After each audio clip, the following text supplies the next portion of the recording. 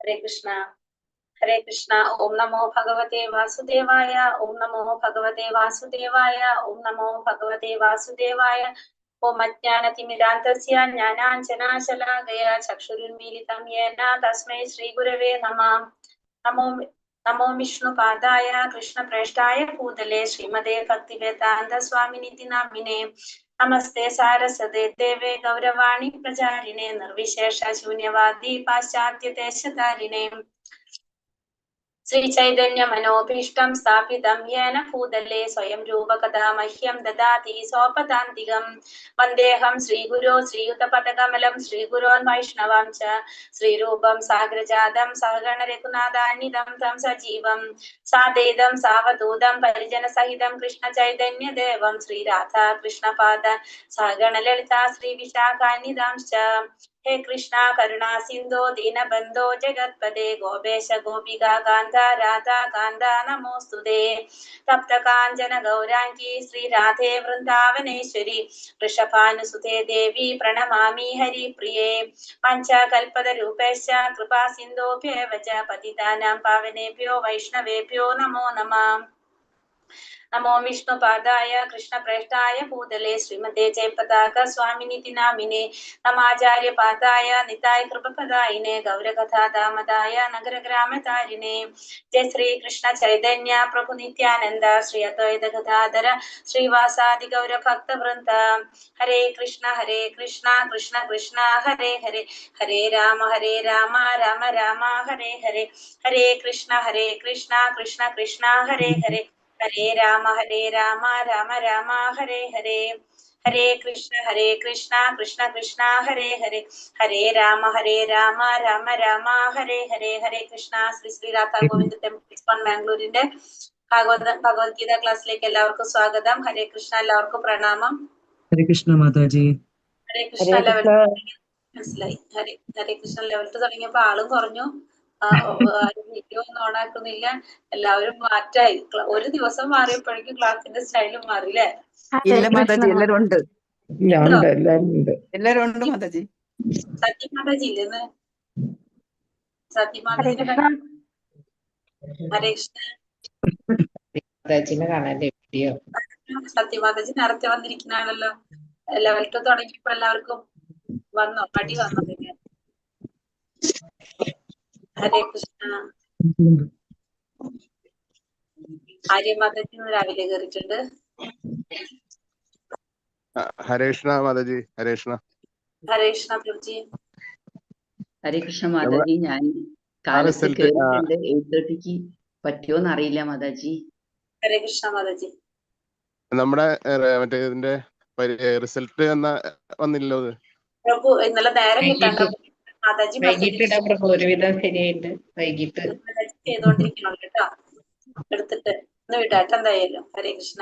അത് വിട്ടിട്ട് നോക്കിയിട്ട് നിങ്ങളുടെ പേര് വന്നിട്ടില്ല എന്തെങ്കിലും ഉണ്ടെങ്കിൽ മെസ്സേജ് ഇടാം ഗ്രൂപ്പിലിട്ട്. ഗ്രൂപ്പ് ഓപ്പൺ ആണ്. എല്ലാവരും പേരും ഫോൺ നമ്പറും സബ്മിറ്റ് ചെയ്തിട്ട് പക്ഷെ പേരില്ല അല്ലെ? അതാണ്.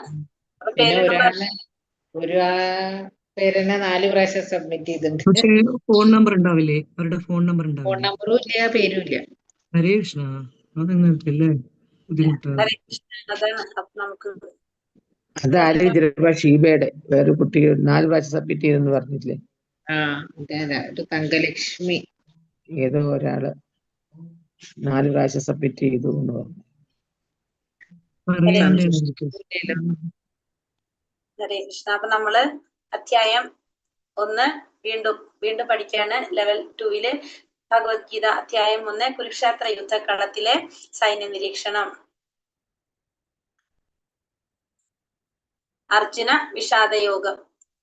ഇപ്പൊ നമുക്കറിയാം ഭഗവത്ഗീത യഥാരൂപം അല്ലെ? നമ്മൾ അന്താരാഷ്ട്ര കൃഷ്ണാവബോധ സമിതിയുടെ സ്ഥാപകാചാര്യനായിട്ടുള്ള കൃഷ്ണ കൃപാമൂർത്തി ദിവ്യ പൂജ ശ്രീ ശ്രീമദ് ദേശി ഭക്തി വേദാന്ത സ്വാമി പ്രഭുപാദരുടെ വ്യാഖ്യാനത്തിന് അടിസ്ഥാനമാക്കിയിട്ടുള്ള ഭഗവത്ഗീത യഥാരൂപമാണ് നമ്മൾ പഠിക്കാൻ എടുക്കുന്നത്. ഇപ്പൊ നമുക്ക് മനസ്സിലാവും. നമ്മൾ ഒന്നാമത്തെ ലെവൽ. ഒരു മിനിറ്റ് ഇപ്പൊ നമ്മളിപ്പോ ഒന്നാമത്തെ ലെവലിൽ നമ്മൾ പറഞ്ഞു നമ്മൾ ഭഗവത്ഗീത യഥാരൂപമാണ് പഠിക്കാൻ എടുക്കണമെന്ന് പറഞ്ഞപ്പോ നമ്മൾ വിചാരിച്ചിട്ടുണ്ടാവും എന്തിനാണ് ഭഗവത്ഗീത യഥാരൂപം നമ്മൾ എടുക്കുന്നത്? കുറെ ഭഗവത്ഗീത ഉണ്ടല്ലോ എന്ന്.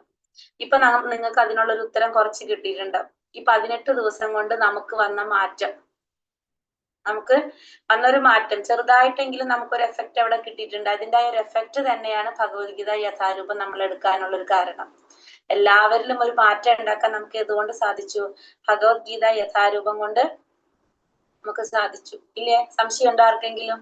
നമ്മളിത് അതാണ് ഭഗവത്ഗീത യഥാരൂപം നമ്മൾ പഠിക്കാനായിട്ട് തെരഞ്ഞെടുക്കുന്നതിന് കാരണം. നമ്മൾ ഒന്നാമത്തെ ലെവലിൽ പറയുണ്ടായിരുന്നു കുറെ ഭഗവത്ഗീതകളുണ്ട്, പക്ഷെ നമ്മൾ എടുക്കുന്നത് ഭഗവത്ഗീത യഥാരൂപമാണെന്ന്. അതിനുള്ള കാരണം ഇപ്പൊ നമുക്ക് തന്നെ അനുഭവത്തിൽ വന്നിട്ടുണ്ടാവും. കാരണം ഈ 18 ദിവസം കൊണ്ട് നമ്മൾ ഒരിക്കലും വിചാരിക്കുന്നില്ല അല്ലെ 18 ദിവസം കൊണ്ട് നമുക്ക് എന്ത് മാറ്റം വരാനാണെന്ന്. പക്ഷെ എന്തോ ഒക്കെ നമ്മളെ സ്വാധീനിച്ചിട്ടുണ്ടെങ്കിൽ അതെന്താണ്? കാരണം അത് അതേ രീതിയിൽ ഭഗവാൻ പറഞ്ഞ കാര്യങ്ങള് ഒരു വെള്ളം ചേർക്കലില്ലാതെ, ഒരു പ്ലസ് എന്താ പറയാ സബ്ട്രാക്ഷനും അഡീഷനും ഒന്നും ഇല്ലാതെ നമുക്ക് അത് മനസ്സിലാക്കാനായിട്ട് നമുക്ക് മനസ്സിലാകാവുന്ന രീതിയിലാണ് അതിൽ പറഞ്ഞിരിക്കുന്നത് അല്ലെ. നമുക്ക് ഒരു ടീച്ചറുടെ സഹായം നമുക്ക് അത്രയും ആവശ്യം വരുന്നില്ല. നമുക്ക് വായിക്കുമ്പോൾ തന്നെ കുറെ കാര്യങ്ങൾ നമുക്ക് മനസ്സിലാക്കാൻ സാധിക്കും. പക്ഷെ ഭഗവത്ഗീത ആയതുകൊണ്ട് നമ്മൾ ആ ഗുരുപരമ്പരയിൽ കൂടെ നമ്മൾ പഠിക്കണം എന്ന് നമുക്ക് അറിയുന്നത് കൊണ്ട് നമ്മൾ അത് ഫോളോ ചെയ്തു പോകുന്നു. പക്ഷെ എന്താണ് അതിൽ പറഞ്ഞിരിക്കുന്ന ഓരോ കാര്യങ്ങളും നമ്മൾ പ്രാക്ടിക്കൽ ആക്കി കഴിഞ്ഞാൽ നമുക്ക് തന്നെ അറിയാൻ സാധിക്കും എന്തുകൊണ്ടാണ് നമ്മൾ ഭഗവത്ഗീത യഥാരൂപം തിരഞ്ഞെടുക്കാനായിട്ട് കാരണം എന്നുള്ളത്. ഹരേ കൃഷ്ണ, സംശയം ഉണ്ടോ ആർക്കെങ്കിലും അതിനിപ്പോ 18 ദിവസം കഴിഞ്ഞിപ്പോ വന്ന് നിൽക്കുമ്പോ നിങ്ങൾക്ക് അറിയാനുണ്ടാവും അതിന്റെ ഒരു എഫക്റ്റ് നമുക്ക് എത്രത്തോളം നമ്മളെ സ്വാധീനിക്കുന്നുണ്ടെന്നുള്ളത് അല്ലെ. അത് തന്നെയാണ് നമ്മള് പറയുന്നത് ഭഗവത്ഗീത യഥാരൂപം. അടുത്തത് അപ്പൊ നമ്മള് പ്രയർ ഇത് ഫോട്ടോ ഗ്രൂപ്പിൽ ഇടണം. ഫോട്ടോ ആരോ പറഞ്ഞിട്ടുണ്ടായിരുന്നില്ല, ലെവൽ 1 ചോദിച്ചിട്ടുണ്ടായിരുന്നില്ലേ? പ്രഭു ആണെന്ന്, കൃഷ്ണാസ് പ്രഭു ആണ് പറഞ്ഞിട്ടുണ്ടായിരുന്നത്. ഞാനാ ചോദിച്ചിരുന്നേ കേട്ടോ ഗ്രൂപ്പിലിട്ട്. സ്ക്രീൻഷോട്ട് എടുത്താൽ മതി ശരിക്കും. ശരി കേട്ടോ. ശ്രീല പ്രഭുപാദരുടെ അഭിപ്രായത്തില് ഗീത എന്ന് പറയുന്നത് എന്താണ്? ഒരു അടിസ്ഥാന പ്രബോധന ഗ്രന്ഥമാണ്. ഭഗവത്ഗീത എന്ന് പറയുന്നത് ഒരു അടിസ്ഥാന പ്രബോധന ഗ്രന്ഥമാണ് ഗീത. ഭഗവത്ഗീത വളരെ ശ്രദ്ധയോട് പഠിക്കണം. അത് നമ്മുടെ ബാഹ്യ പ്രവർത്തനങ്ങളെ നിയന്ത്രിക്കാൻ സഹായിക്കും. ഒരാൾ തത്വചിന്തയുടെ ഒഴുക്ക് മനസ്സിലാക്കണം, ഒറ്റയ്ക്കല്ല. അപ്പൊ ഭഗവത്ഗീത നമ്മൾ എങ്ങനെയാണ് ശ്രദ്ധയോടുകൂടി നമ്മളത് പഠിക്കണം. നമ്മുടെ ബാഹ്യ പ്രവർത്തനങ്ങളെ നമ്മളെ നിയന്ത്രിക്കാനായിട്ട് എന്തിനു സാധിക്കും? അപ്പൊ ഈ ഭഗവത്ഗീത കൊണ്ട് സാധിക്കും. നമുക്കറിയാം നമ്മൾ എന്തൊക്കെ ചെയ്യണം, എന്തൊക്കെ ചെയ്യാൻ പാടില്ല, നമ്മൾ എങ്ങനെയാണ് നമ്മൾ ഒരു ഗുരുവിനെ സമീപിക്കേണ്ടത്, അതായത് മറ്റുള്ളവരോടുള്ള പെരുമാറ്റം, നമ്മളെ പോലെ തന്നെ കുറെ ജീവാത്മാക്കൾ ഉണ്ടല്ലേ, സഹജീവികളോട് നമ്മൾ എങ്ങനെ പെരുമാറണം, അങ്ങനെ കുറെ കാര്യങ്ങൾ നമുക്ക് ഭഗവത്ഗീതയിലൂടെ ഭഗവാൻ പറഞ്ഞു തരുന്നുണ്ട്. അപ്പൊ അത് നമ്മുടെ ബാഹ്യ പ്രവർത്തനങ്ങളെ നിയന്ത്രിക്കാൻ, നമ്മളെ തന്നെ നിയന്ത്രിക്കാൻ എന്തുകൊണ്ട് സാധിക്കും? ഭഗവത്ഗീത കൊണ്ട് സാധിക്കും. നമ്മൾ ഇന്ദ്രിയങ്ങളെ നിയന്ത്രിക്കാനായിട്ട് അതിന് കുറെ വഴികൾ നമുക്ക് അതിൽ കണ്ടിരുന്നു. നമ്മൾ മനസ്സിനെ നിയന്ത്രിക്കാൻ വേണ്ടിയിട്ട് അതൊക്കെ നമുക്ക് മനസ്സിലാക്കാനായിട്ട് ഏത് സാധിക്കാണ്? ഭഗവത്ഗീതയിലൂടെ നമുക്ക് സാധിക്കാണ്. പിന്നെന്താണ്?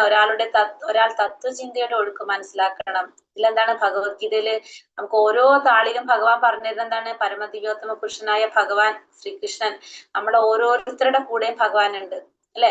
ഭഗവാനെ നമ്മൾ ആരാധിച്ചു കഴിഞ്ഞാൽ, ഭഗവാനെ പ്രാപിച്ചു കഴിഞ്ഞാൽ എന്താ പറഞ്ഞത്? എപ്പോഴും ഭഗവാൻ ഓർത്തു കഴിഞ്ഞാൽ ഭഗവാൻ ആരും കൂടെ ഉണ്ട്, നമ്മുടെ കൂടെ ഭഗവാൻ ഉണ്ട്. നമ്മൾ ചെയ്യുന്ന ഓരോ പ്രവൃത്തിയിലും ഭഗവാനെ സമർപ്പിച്ചുകൊണ്ട് ചെയ്യാം, ഭഗവാനെ സ്മരിച്ചുകൊണ്ട് ചെയ്യാന്ന് മാത്രമേ ഭഗവാൻ പറയുന്നത്. അപ്പൊ നമ്മൾ ഒറ്റയ്ക്കല്ല, നമ്മുടെ കൂടെ ആരുണ്ട്?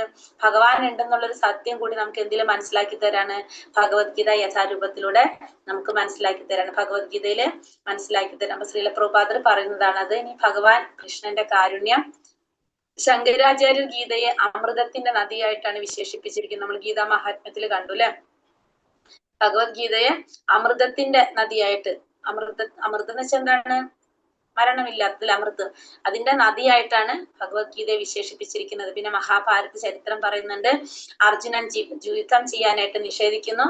ജീവാത്മാവിനോടുള്ള അനുകമ്പയാൽ ഭഗവാൻ കൃഷ്ണൻ ഭഗവത്ഗീത ഉപദേശിക്കുന്നു. നമുക്ക് നോക്കാം.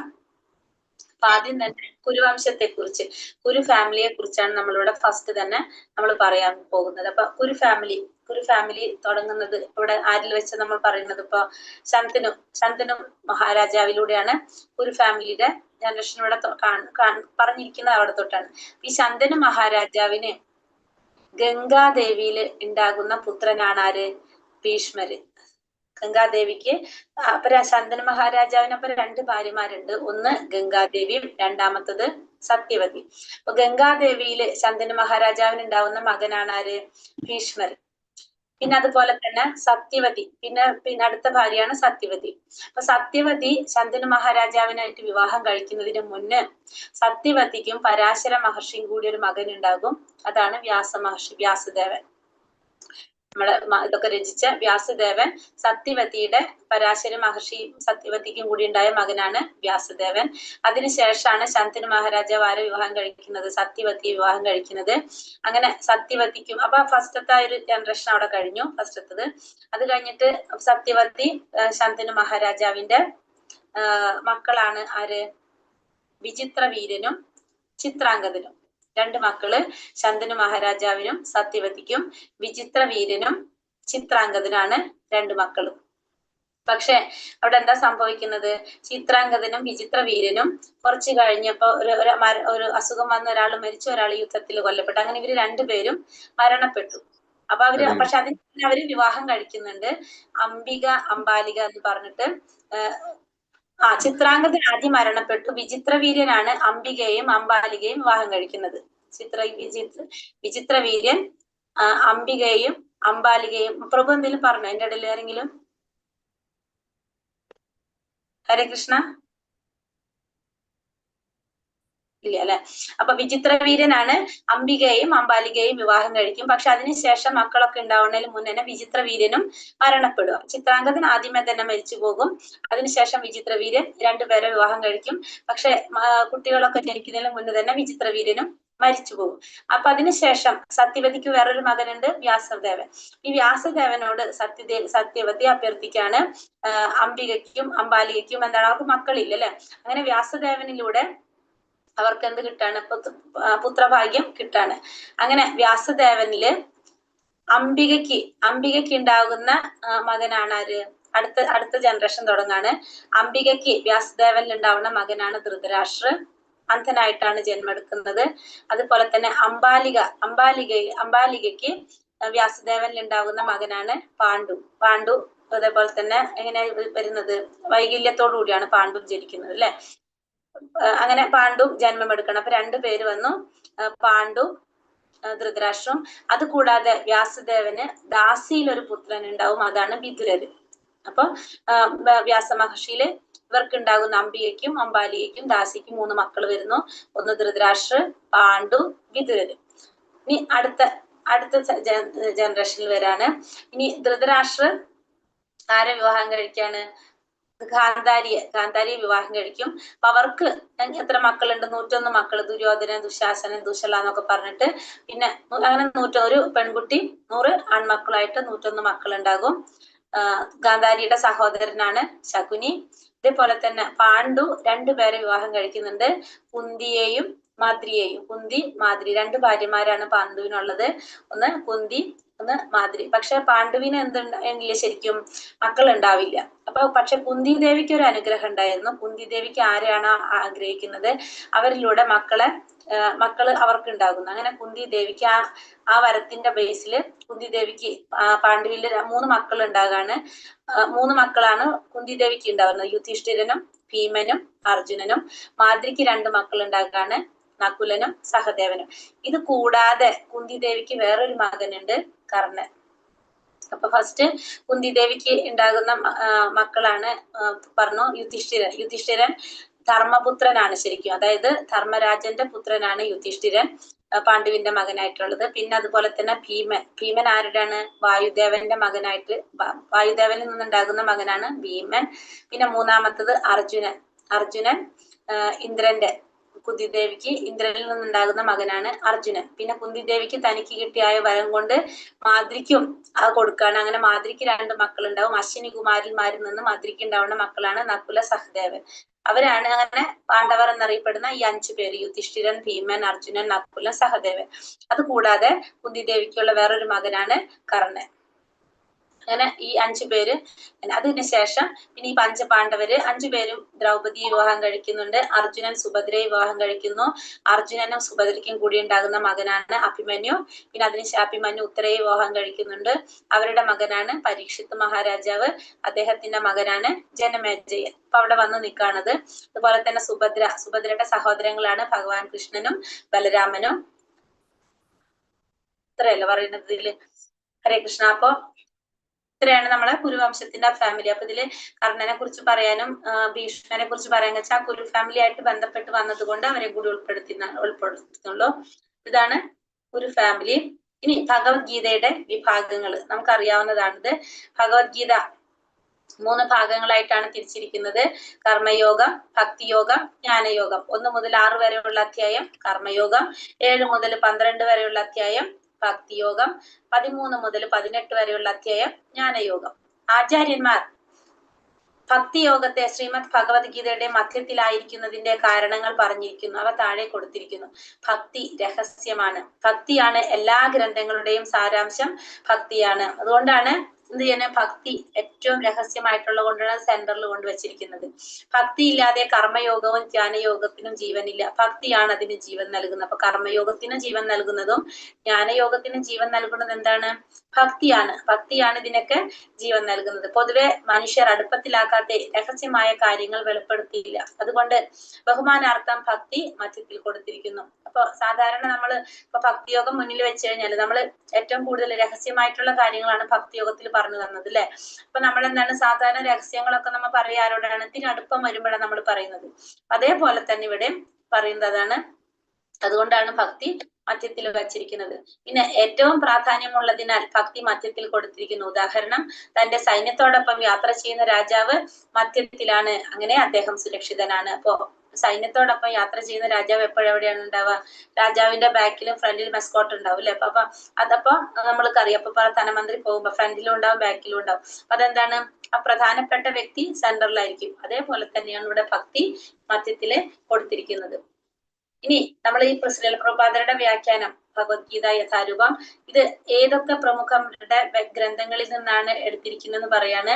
ശ്രീ ബലദേവ് വിദ്യാഭൂഷൺ, ശ്രീല വിശ്വനാഥ് ചക്രവർത്തി ഠാക്കൂർ, ശ്രീല ശ്രീധര സ്വാമി, ശ്രീപാദ രാമാനുജാചാര്യ. ഇത്ര വൈഷ്ണവന്മാരുടെ വ്യാഖ്യാനത്തിന് അടിസ്ഥാനമാക്കിയിട്ട് ഇവരുടെ ഗ്രന്ഥങ്ങളിൽ നിന്ന് അടിസ്ഥാനമാക്കിയിട്ട് തന്നെയാണ് ശ്രീല പ്രഭുപാദർ ഇതിന് ഭാവാർത്ഥം കൊടുത്തിരിക്കുന്നത്.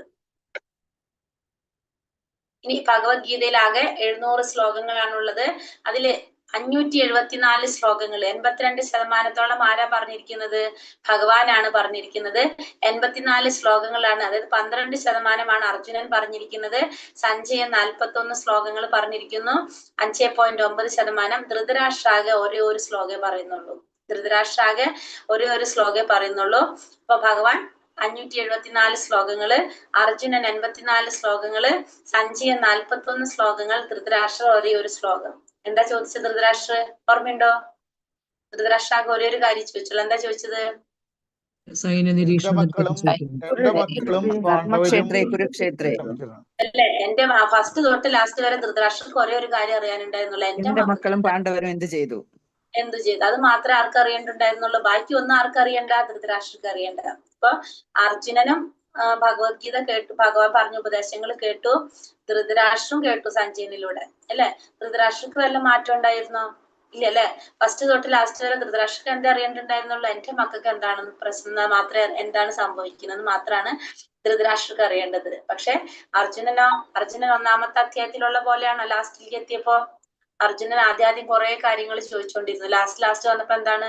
അർജുനന്റെ ചോദ്യങ്ങൾ കുറഞ്ഞു വന്നു അല്ലെ. ഭഗവാനാണ് പിന്നെ പറഞ്ഞുകൊണ്ടിരിക്കേണ്ടത്. കാരണം അർജുനന് കാര്യങ്ങൾ മനസ്സിലായി തുടങ്ങിയപ്പോ അർജുനൻ എന്താണ് പിന്നെ അർജുനന്റെ സംശയങ്ങൾ അത്തരത്തിലുള്ളതായിട്ട് മാറി അല്ലെ. അർജുനൻ ആദ്യം എന്തൊക്കെയോ പറഞ്ഞുകൊണ്ടിരിക്കേണ്ടായിരുന്നു. പക്ഷെ ലാസ്റ്റ് വന്നപ്പോ അർജുനന്റെ ചോദ്യങ്ങൾ എങ്ങനെയായിരുന്നു നമ്മൾ കണ്ടില്ലേ? അർജുനൻ ചോദിച്ച ചോദ്യങ്ങൾ അതേപോലത്തെ ചോദ്യങ്ങൾ അർജുനൻ ചോദിച്ചുകൊണ്ടിരിക്കുന്നത്. ആദ്യം അങ്ങനെയാണോ? അർജുനനും നമുക്കിപ്പോ മിണ്ടുമ്പോഴേക്കും പനി വരണമെന്ന് പറഞ്ഞ പോലെയാണ് അർജുനന്റെ ചോദ്യങ്ങൾ ആദ്യം ഉണ്ടായിരുന്നത്.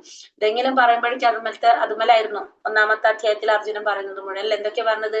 ആ 2 സൈന്യത്തിന്റെ നടുക്ക് കൊണ്ട് തേര് നിർത്തിയിട്ട്, അതായത് അർജുനൻ ഭഗവാനോട് ആജ്ഞാപിക്കുന്ന പോലെയാ പറഞ്ഞുകൊണ്ടിരിക്കുന്നൊക്കെ ഉണ്ടായിരുന്നത്. ലാസ്റ്റ് വന്നപ്പോൾ അർജുനൻ ഭയങ്കര വേറൊരു രീതിയിലേക്ക് അങ്ങോട്ട് മാറിപ്പോയി അല്ലെ അർജുനൻ. അപ്പൊ നമ്മള് ഭഗവത്ഗീത മനസ്സിലാക്കേണ്ടത് ആരെ പോലെയാണ്? ആരുടെ ഭാഗത്ത് നിന്ന് നമ്മൾ ഭഗവത്ഗീത കാണേണ്ടത്? അർജുനനെ പോലെ. അർജുനന്റെ ഭാഗത്ത് നിന്നായിരിക്കണം നമ്മൾ ഭഗവത്ഗീത കാണേണ്ടത്.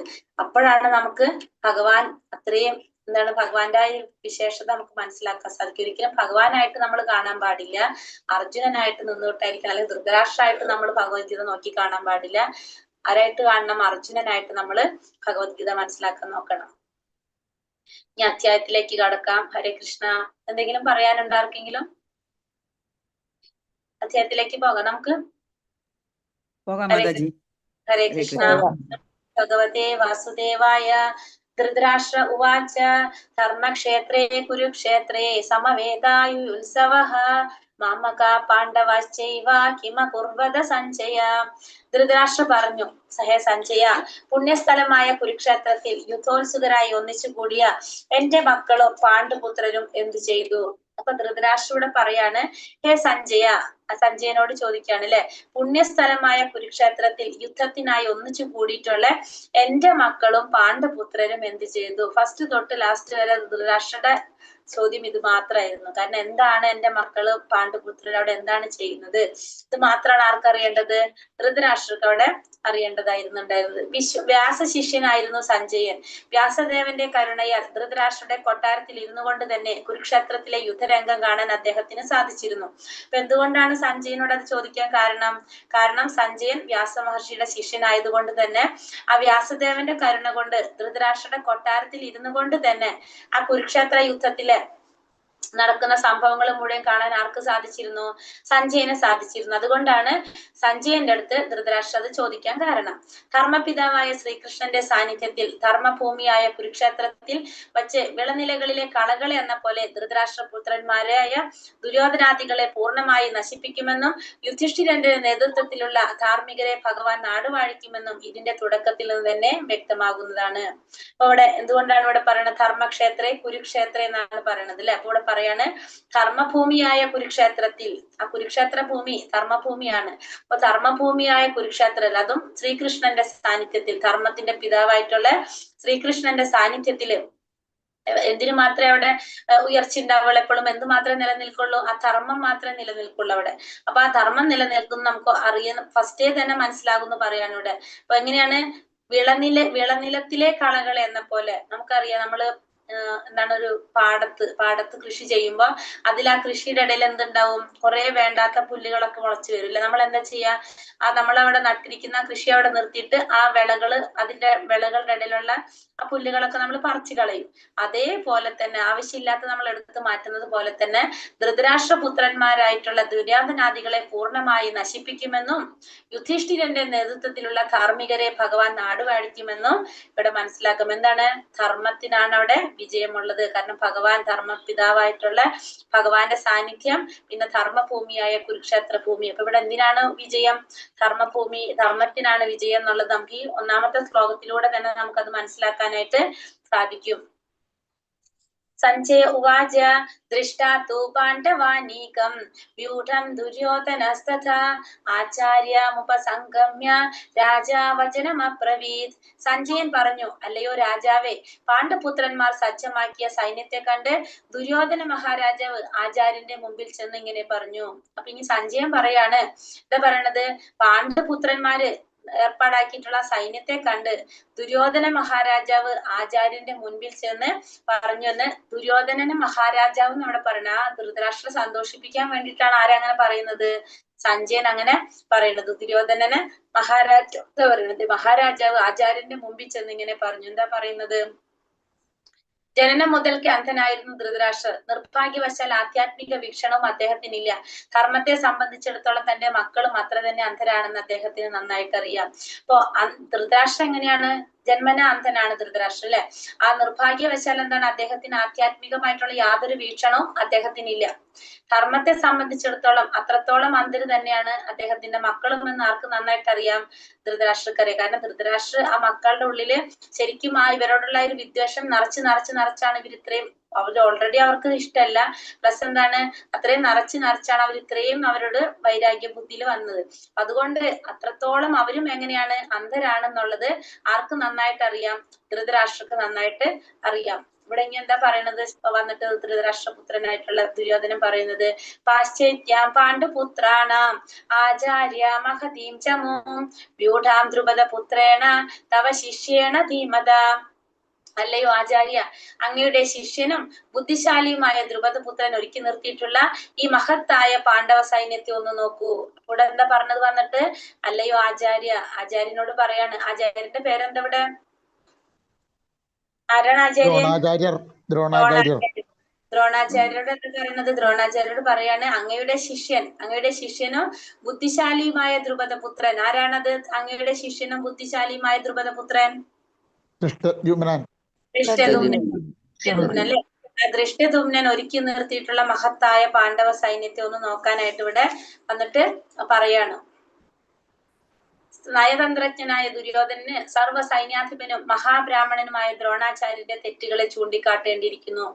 ദ്രോണാചാര്യർ യുദ്ധത്തിൽ ഒരു വിട്ടുവീഴ്ചയ്ക്കും തുനിയാതെ ജാഗരൂകനായിരിക്കണമെന്ന ഉദ്ദേശത്തോടെയാണ് ദുര്യോധനൻ ആചാര്യന്റെ തെറ്റ് ചൂണ്ടിക്കാട്ടിയത്. അപ്പൊ എന്തുകൊണ്ടാണ് നയതന്ത്രജ്ഞനാണ് ദുര്യോധനൻ, എന്തുകൊണ്ടാണ് നയതന്ത്രജ്ഞനായ ദുര്യോധനൻ എന്ന് പറഞ്ഞത്? ദ്രോണാചാര്യരുടെ തെറ്റുകളെ ചൂണ്ടിക്കാട്ടാൻ. ദ്രോണാചാര്യർ എന്ത് തെറ്റാണ്? ദുര്യോധനന്റെ കാഴ്ചയിൽ ദ്രോണാചാര്യർ ചെയ്ത തെറ്റെന്താണ്? കാരണം ദ്രോണാചാര്യരും ദൃഷ്ടദ്യുമ്നന്റെ അച്ഛൻ, ആരാണ് ദൃഷ്ടദ്യുമ്നന്റെ അച്ഛൻ?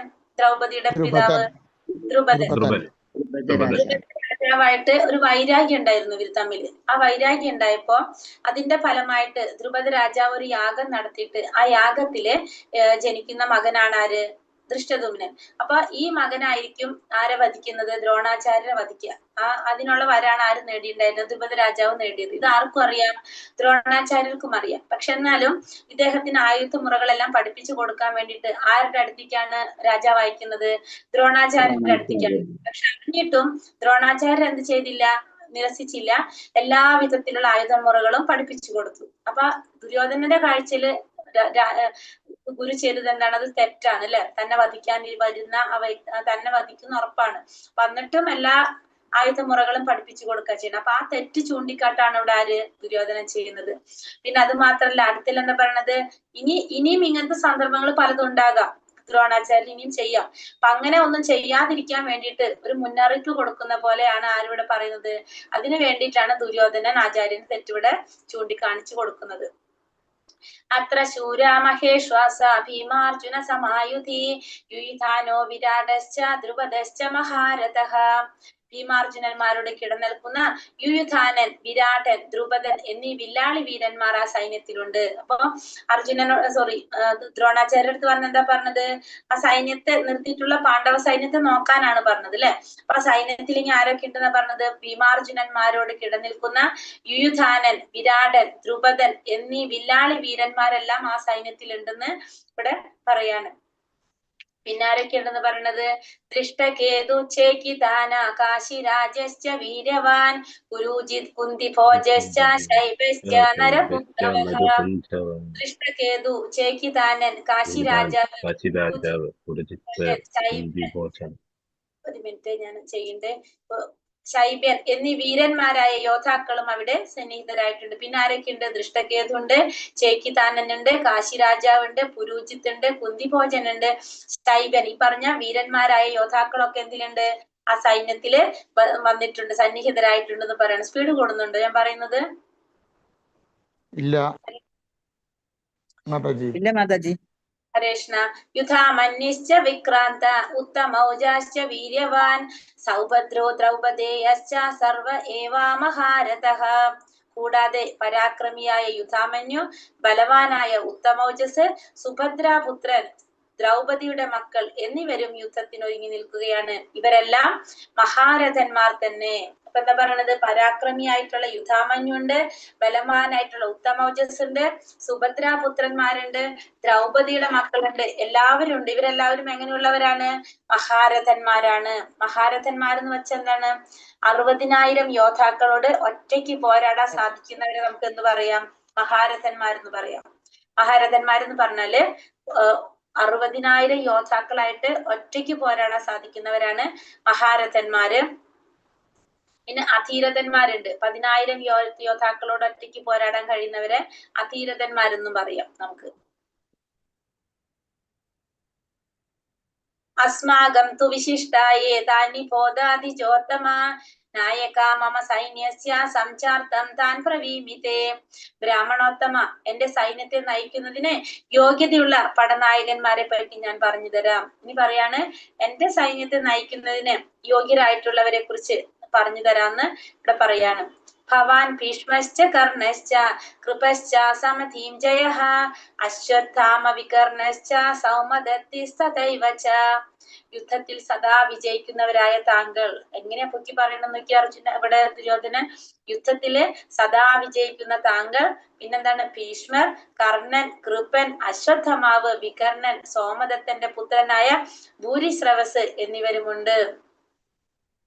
അന്യേ ച ബഹവഃ ശൂരമതർത്ഥേ ത്യക്ത ജീവിതാഃ നാനാശസ്ത്ര പ്രഹരണ സർവേ യുദ്ധാവിശാരദഃ. എനിക്ക് വേണ്ടി സ്വജീവിതം സമർപ്പിക്കാൻ ഒരുങ്ങി വന്നവരായിട്ട് ഇനിയുമുണ്ട് പല വീരയോദ്ധാക്കളും. നാനാവിധത്തിലുള്ള ആയുധങ്ങൾ കൈവശമുള്ളവരും സമരമുറകളിൽ സുപരിചിതരുമാണവർ. അപ്പൊ ഇവര് മാത്രല്ല, എനിക്ക് വേണ്ടിയിട്ട് എന്താ പറയുക, ജീവിതം സമർപ്പിക്കാൻ ഒരുങ്ങി വന്നിട്ടുള്ള, സ്വന്തം ജീവിതം ത്യജിക്കാൻ വേണ്ടി വന്നിട്ടുള്ള പിന്നെയും പലരും ഉണ്ട് വീരയോദ്ധാക്കളായിട്ട്. നാനാവിധത്തിലുള്ള ആയുധങ്ങളും കൈവശം വെച്ചിട്ടുള്ള ഒരു സമരമുറകളിൽ സുപരിചിതരുമായിട്ടുള്ളവരാണ് അവര്. അവരൊക്കെ എനിക്ക് വേണ്ടിയിട്ട് സ്വന്തം ജീവിതം സമർപ്പിക്കാനായിട്ട് വന്നിട്ടുള്ളവരാണെന്ന് ആരാ പറയുന്നത് ഇവിടെ? ഇതൊക്കെ ദുര്യോധനൻ ആരോട് പറഞ്ഞു കൊടുക്കാണിത്? ദ്രോണാചാര്യരോട് പറയാണ് അല്ലെ. മറ്റൊരു വിധത്തിൽ പറയുകയാണെങ്കിൽ പാപിയായ ദുര്യോധനന്റെ പക്ഷത്ത് ചേർന്നത് കൊണ്ട് തന്നെ കുരുക്ഷേത്ര യുദ്ധത്തിൽ അവർ കൊല്ലപ്പെടുമെന്ന് തീർച്ചയായി കഴിഞ്ഞു. എങ്കിലും ഈ സുഹൃത്തുക്കളുടെ ഏകോപിച്ച ബലം തനിക്ക് വിജയം തേടിത്തരുമെന്ന് ദുര്യോധനൻ വിശ്വസിക്കുന്നു. അപ്പൊ ഇവിടെ എന്താ പറയണത്? ഇവര് ദുര്യോധനന്റെ പക്ഷത്ത് ചേർന്ന ഒറ്റ കാരണം കൊണ്ടാണ് ഇവര് കൊല്ലപ്പെടുന്ന ഉറപ്പുള്ളത് അല്ലെ. കൊല്ലപ്പെടുമെന്ന് തീർച്ചയായി കഴിഞ്ഞു. പക്ഷെ സുഹൃത്തുക്കളുടെ ഏകോപിച്ച ബലം തനിക്ക് വിജയം നേടിത്തരുന്ന ആര് വിശ്വസിക്കാൻ ഇവിടെ ദുര്യോധനൻ വിചാരിക്കുകയാണ്. അപര്യാപ്തം തദസ്മാകം ഫലം ഭീഷ്മാഭിരക്ഷിതം പര്യാപ്തം തിതമേതേഷാം ഫലം ഭീമാഭിരക്ഷിതം. അളവറ്റതാണ് നമ്മുടെ സൈന്യഫലം, പിതാമഹനായ ഭീഷ്മരാൽ സുരക്ഷിതവുമാണ്. എന്നാൽ ഭീമൻ രക്ഷിച്ചു പോരുന്ന പാണ്ഡവ സൈന്യമാകട്ടെ വളരെ പരിമിതവും. ഇവിടെ എന്താ പറയണ? ഒന്നും കൂടി ഭയങ്കരമായിട്ട് പൊക്കി പറയാണ്. നമ്മുടെ സൈന്യഫലം എന്ന് വെച്ചാൽ എന്താണ്? അളവറ്റതാണ്. പിതാമഹനായിട്ടുള്ള ഭീഷ്മരാൽ സുരക്ഷിതമായിട്ടുള്ളതാണത്. പക്ഷെ ഭീമൻ രക്ഷിച്ചു പോരുന്ന പാണ്ഡവ സൈന്യാണെങ്കിലോ അത് വളരെ പരിമിതമാണ്. ഇവരുടെ സൈന്യഫലം എത്രയാണ് അറിയാവോ? ഇവരുടെ 11 അക്ഷോണിപ്പടയാണ്. ആരുടെ? ദുര്യോധനന്റെ അക്ഷോണിപ്പടയാണ്. 11 ഭഗവാനും 7 അക്ഷോണിപ്പടയാണ് പാണ്ഡവരുടെ ഭാഗത്തുള്ളത്. ഇത് കഴിഞ്ഞിട്ട് ഒന്ന് ഓർമ്മിപ്പിച്ചാൽ മതി. ഞാൻ അത് പറഞ്ഞുതരാം കേട്ടോ. ഒരു അക്ഷോണി എന്ന് പറയുമ്പോ എത്രയുണ്ട്? അക്ഷോണി എന്ന് പറഞ്ഞാൽ ഞാൻ നോട്ട് ചെയ്യുന്നുണ്ട്. ഒരു അക്ഷോണി എന്ന് പറഞ്ഞാൽ എത്രയാന്നുള്ളത് ക്ലാസ് കഴിഞ്ഞിട്ട് പറയല്ലോ എന്നാ അത് കറക്റ്റ്. അപ്പൊ 11 അക്ഷോണിപ്പടയാണ് എവിടെയുള്ളത്? കൗരവ പക്ഷത്തുള്ളത്. 7 അക്ഷോണിപ്പടയാണ് ആരുടെ കൂടെ? പാണ്ഡവരുടെ കൂടെയുള്ളത്. അപ്പൊ അതുകൊണ്ട് അവരെന്താണ്? അവരുടെ സൈന്യഫലം അളവറ്റതാണെന്ന് ആര് പറയാണ് ഇവിടെ? ദുര്യോധനൻ പറയണം. പക്ഷെ പാണ്ഡവരുടേത് വളരെ തുച്ഛമാണ്. ദുര്യോധന് ഭീമനോട് എന്നും അസൂയാണ്. ഇവിടെ എന്താ പറഞ്ഞത്? ഭീമൻ രക്ഷിച്ചു പോരുന്ന പാണ്ഡവ സൈന്യം വളരെ പരിമിതമാണെന്നല്ല. ഭീമൻ ആർക്ക് ഇഷ്ടല്ല? ദുര്യോധനന് ഇഷ്ടല്ല. എന്നും അസൂയായിരുന്നു. കാരണം താൻ കൊല്ലപ്പെടുകയാണെങ്കിൽ അത് ഭീമന്റെ കൈകൊണ്ടായിരിക്കുമെന്ന് അദ്ദേഹത്തിന് അറിയാവുന്നത് കൊണ്ട് തന്നെ. അപ്പൊ അറിയാം ഭീമന്റെ കൈകൊണ്ടായിരിക്കും താൻ വധിക്കപ്പെടാന്നുള്ളത് ദുര്യോധനൻ അറിയാം. അതുകൊണ്ട് ഭീമനോടൊന്നും അർജുനൻ എന്താണ്? അസൂയായിരുന്നു. അയനേഷു ച സർവേഷു യഥാ ഭാഗാമവസ്ഥിതാഃ ഭീഷ്മമേവാഭിരക്ഷന്തു ഭവന്തഃ സർവ ഏവ ഹി. സൈന്യവ്യൂഹത്തിൽ മർമ്മസ്ഥാനങ്ങളിൽ ഉറച്ചു നിന്നുകൊണ്ട് നിങ്ങൾ ഓരോരുത്തരും ഭീഷ്മ പിതാമഹന് പരിപൂർണ പിന്തുണ നൽകണം. ഇവിടെ പറയാണ്, നിങ്ങൾ ഓരോരുത്തരും എന്ത് ചെയ്യണം? സൈന്യവ്യൂഹത്തിന്റെ മർമ്മ സ്ഥാനങ്ങളിൽ ഉറച്ചു നിന്നുകൊണ്ട് നിങ്ങൾ ഓരോരുത്തരും ഭീഷ്മ പിതാമഹൻ എന്ത് ചെയ്യണം? പരിപൂർണ പിന്തുണ നൽകണം. കാരണം വെച്ചിട്ടുണ്ടെങ്കിൽ ഇപ്പൊ ഇവിടെ ഓരോരുത്തര് ഇങ്ങനെ പറയാണല്ലോ, പുകഴ്ത്തി പറയാണല്ലോ. താൻ ഭീഷ്മരെ പുകഴ്ത്തി പറഞ്ഞത് മറ്റുള്ളവരെ അവഗണിക്കുന്നതായി കരുതുമെന്ന് സംശയിച്ച് ദുര്യോധനൻ സ്വാഭാവികമായ നയചാരിത്രത്തോടെ സന്ദർഭത്തിനനുസൃതമായി ചുവടുമാറുന്നു. അപ്പൊ ഭീഷ്മപിതാമഹൻ എന്താണ്? ഭയങ്കര ശ്രേഷ്ഠനായിട്ടുള്ള സർവോത്കൃഷ്ടനായിട്ടുള്ള സേനാധിപനാണ്. പക്ഷെ എന്നാലും പറയുന്നത് എന്താണ്? അദ്ദേഹം ഇപ്പൊ എന്തായി? പ്രായമായില്ല അദ്ദേഹത്തിന്. അദ്ദേഹം വൃദ്ധനായതുകൊണ്ട് അദ്ദേഹത്തിന് അത്രയും സാധിക്കണമെന്നില്ല. അപ്പൊ അതുകൊണ്ട് നിങ്ങൾ എന്ത് ചെയ്യാ? നിങ്ങൾ ഓരോരുത്തരും അദ്ദേഹത്തിന് സപ്പോർട്ട് കൊടുക്കുക. അതായത് ഭീഷ്മരെ പുകഴ്ത്തി പറഞ്ഞത് മറ്റുള്ളവരെ അവഗണിക്കുന്നതായിട്ട് കരുതുമെന്ന് അതുകൊണ്ട് അദ്ദേഹം ഒരു നയചാതുര്യത്തോടെ സന്ദർഭത്തിനനുസരിച്ച് പറയാണ് ഇവിടെ ആര് ദുര്യോധനൻ.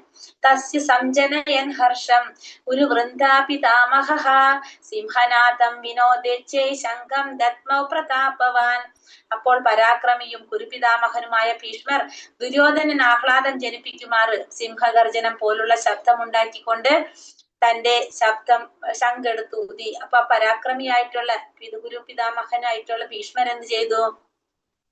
ദുര്യോധനെ സന്തോഷിപ്പിക്കാൻ വേണ്ടി ഇത്രയൊക്കെ പറഞ്ഞ് ദുര്യോധനെ സന്തോഷിപ്പിച്ചുകൊണ്ടിരിക്കുകയായിരുന്നു അല്ലെ ഭീഷ്മരൊക്കെ. ദുര്യോധനനെ സന്തോഷിപ്പിക്കാൻ വേണ്ടിയിട്ട് സിംഹഗർജനം പോലുള്ള ശബ്ദം ഉണ്ടാക്കിക്കൊണ്ട് തന്റെ ശംഖെടുത്ത് ഊതി. ഭഗവാൻ കൃഷ്ണൻ മറുപക്ഷത്താകിയാൽ ഈ യുദ്ധത്തിൽ വിജയം പ്രതീക്ഷിക്കാൻ വയ്യെന്ന് വിഷാദഗ്രസ്തനായ ദുര്യോധനന് ശംഖിന്റെ പ്രതീകത്തിലൂടെ ഭീഷ്മർ പരോക്ഷമായി മുന്നറിയിപ്പ് നൽകുന്നുണ്ട്. അപ്പൊ ഭീഷ്മർക്ക് അറിയാം എന്ത് ധർമ്മം ആരുടെ പക്ഷത്താണ്? പാണ്ഡവ പക്ഷത്താണ്. മാത്രമല്ല ഭഗവാനും അവരുടെ പക്ഷത്താണ്. അതുകൊണ്ട് തന്നെ വിജയം അവർക്കായിരിക്കും എന്നുള്ളത് ആർക്കറിയാം?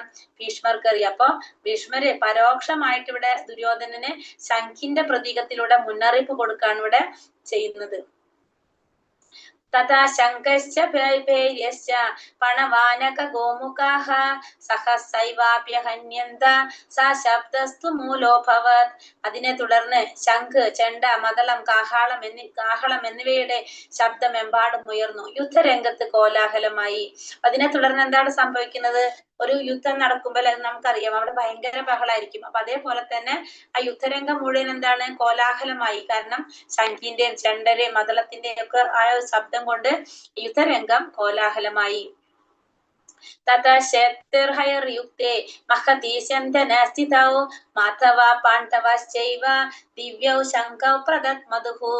മറുവശത്ത് കൃഷ്ണാർജുനന്മാർ വെള്ള കുതിരകളെ പൂട്ടിയ തേരിൽ നിന്നുകൊണ്ട് തങ്ങളുടെ ദിവ്യശംഖുകൾ മുഴക്കി. അപ്പൊ മറുവശത്ത് ആരാണ്? കൃഷ്ണനും അർജുനനും.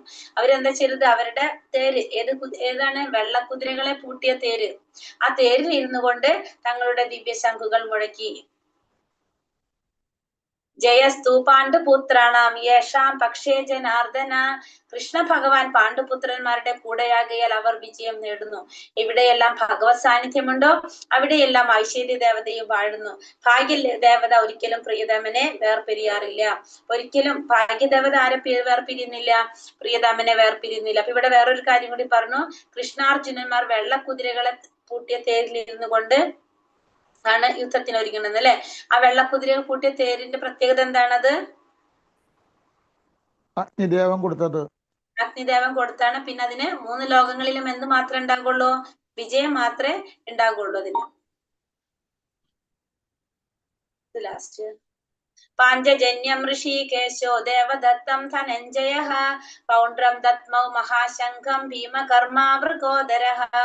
കൃഷ്ണ ഭഗവാൻ പാഞ്ചജന്യം എന്ന ശംഖൂതി. ഭഗവാന്റെ ശംഖ് പാഞ്ചജന്യം. അർജുനൻ ദേവദത്തവും ദുഷ്കർമ്മങ്ങളിൽ മുന്നിൽ നിൽക്കുന്നവനും ഭോജനപ്രിയനുമായ ഭീമൻ പൗണ്ഡ്രം എന്ന ശംഖൂതി. അപ്പൊ ഓരോരുത്തരും അവരവരുടെ ശംഖുകൾ മുഴക്കി. ഭഗവാൻ ശംഖ് പാഞ്ചജന്യം മുഴക്കി, അർജുനൻ ദേവദത്തം, ഭീമൻ പൗണ്ഡ്രം എന്ന ശംഖും മുഴക്കി. കൃഷ്ണൻ ഋഷികേശൻ എന്നറിയപ്പെടുന്നു.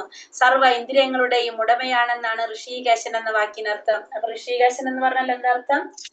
എല്ലാ ഇന്ദ്രിയങ്ങളുടെയും ഉടമ, എല്ലാ ഇന്ദ്രിയങ്ങളുടെയും ആണല്ലേ. നമ്മൾ എപ്പോഴാണോ നമ്മളൊരു പൂവെടുത്ത് സ്മെൽ ചെയ്യുന്നത് എപ്പോഴാണ്?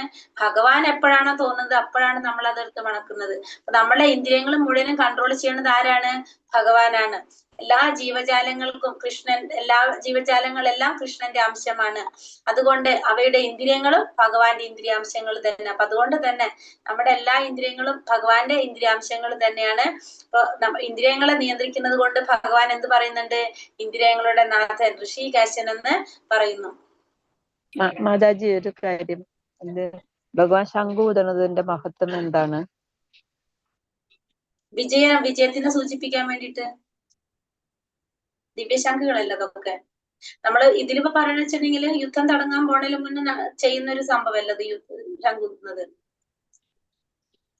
ഹരേ കൃഷ്ണ.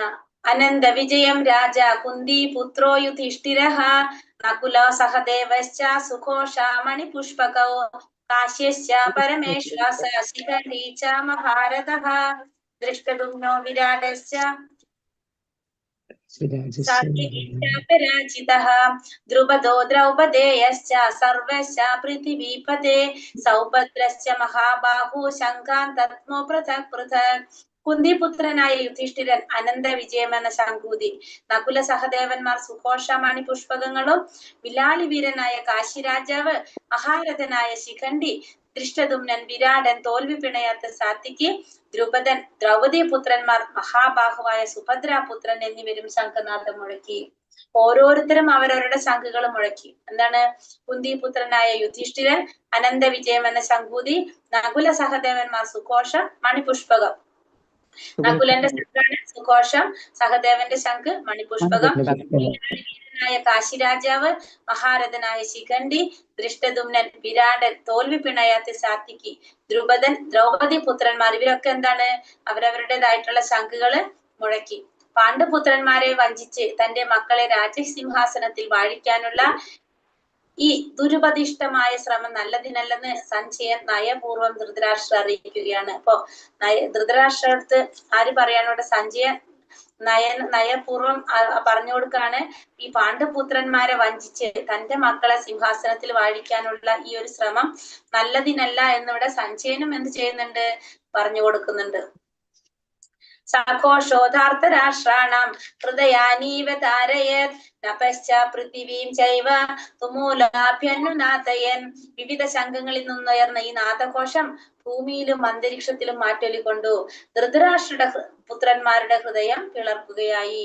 ഇവിടെ ഈ ശംഖുകളിൽ നിന്നുള്ള നാദഘോഷം കേട്ടപ്പോ അതെന്താണ്? ഈ ഭൂമിയിലും അന്തരീക്ഷത്തിലൊക്കെ അത് മാറ്റൊലിക്കൊണ്ട് അത് റിഫ്ലക്ഷൻ ഉണ്ടാവും അല്ലെ? അപ്പൊ ധൃതരാഷ്ട്ര പുത്രന്മാരുടെ ഹൃദയം പിളർന്നു എന്നിവിടെ പറയാണ്. എന്തുകൊണ്ടാണ്? ദുര്യോധന പക്ഷത്തുള്ള ഭീഷ്മാദികൾ ശംഖൂതിയപ്പോൾ പാണ്ഡവരുടെ ഹൃദയം പിളർന്നതായി പറയുന്നില്ല.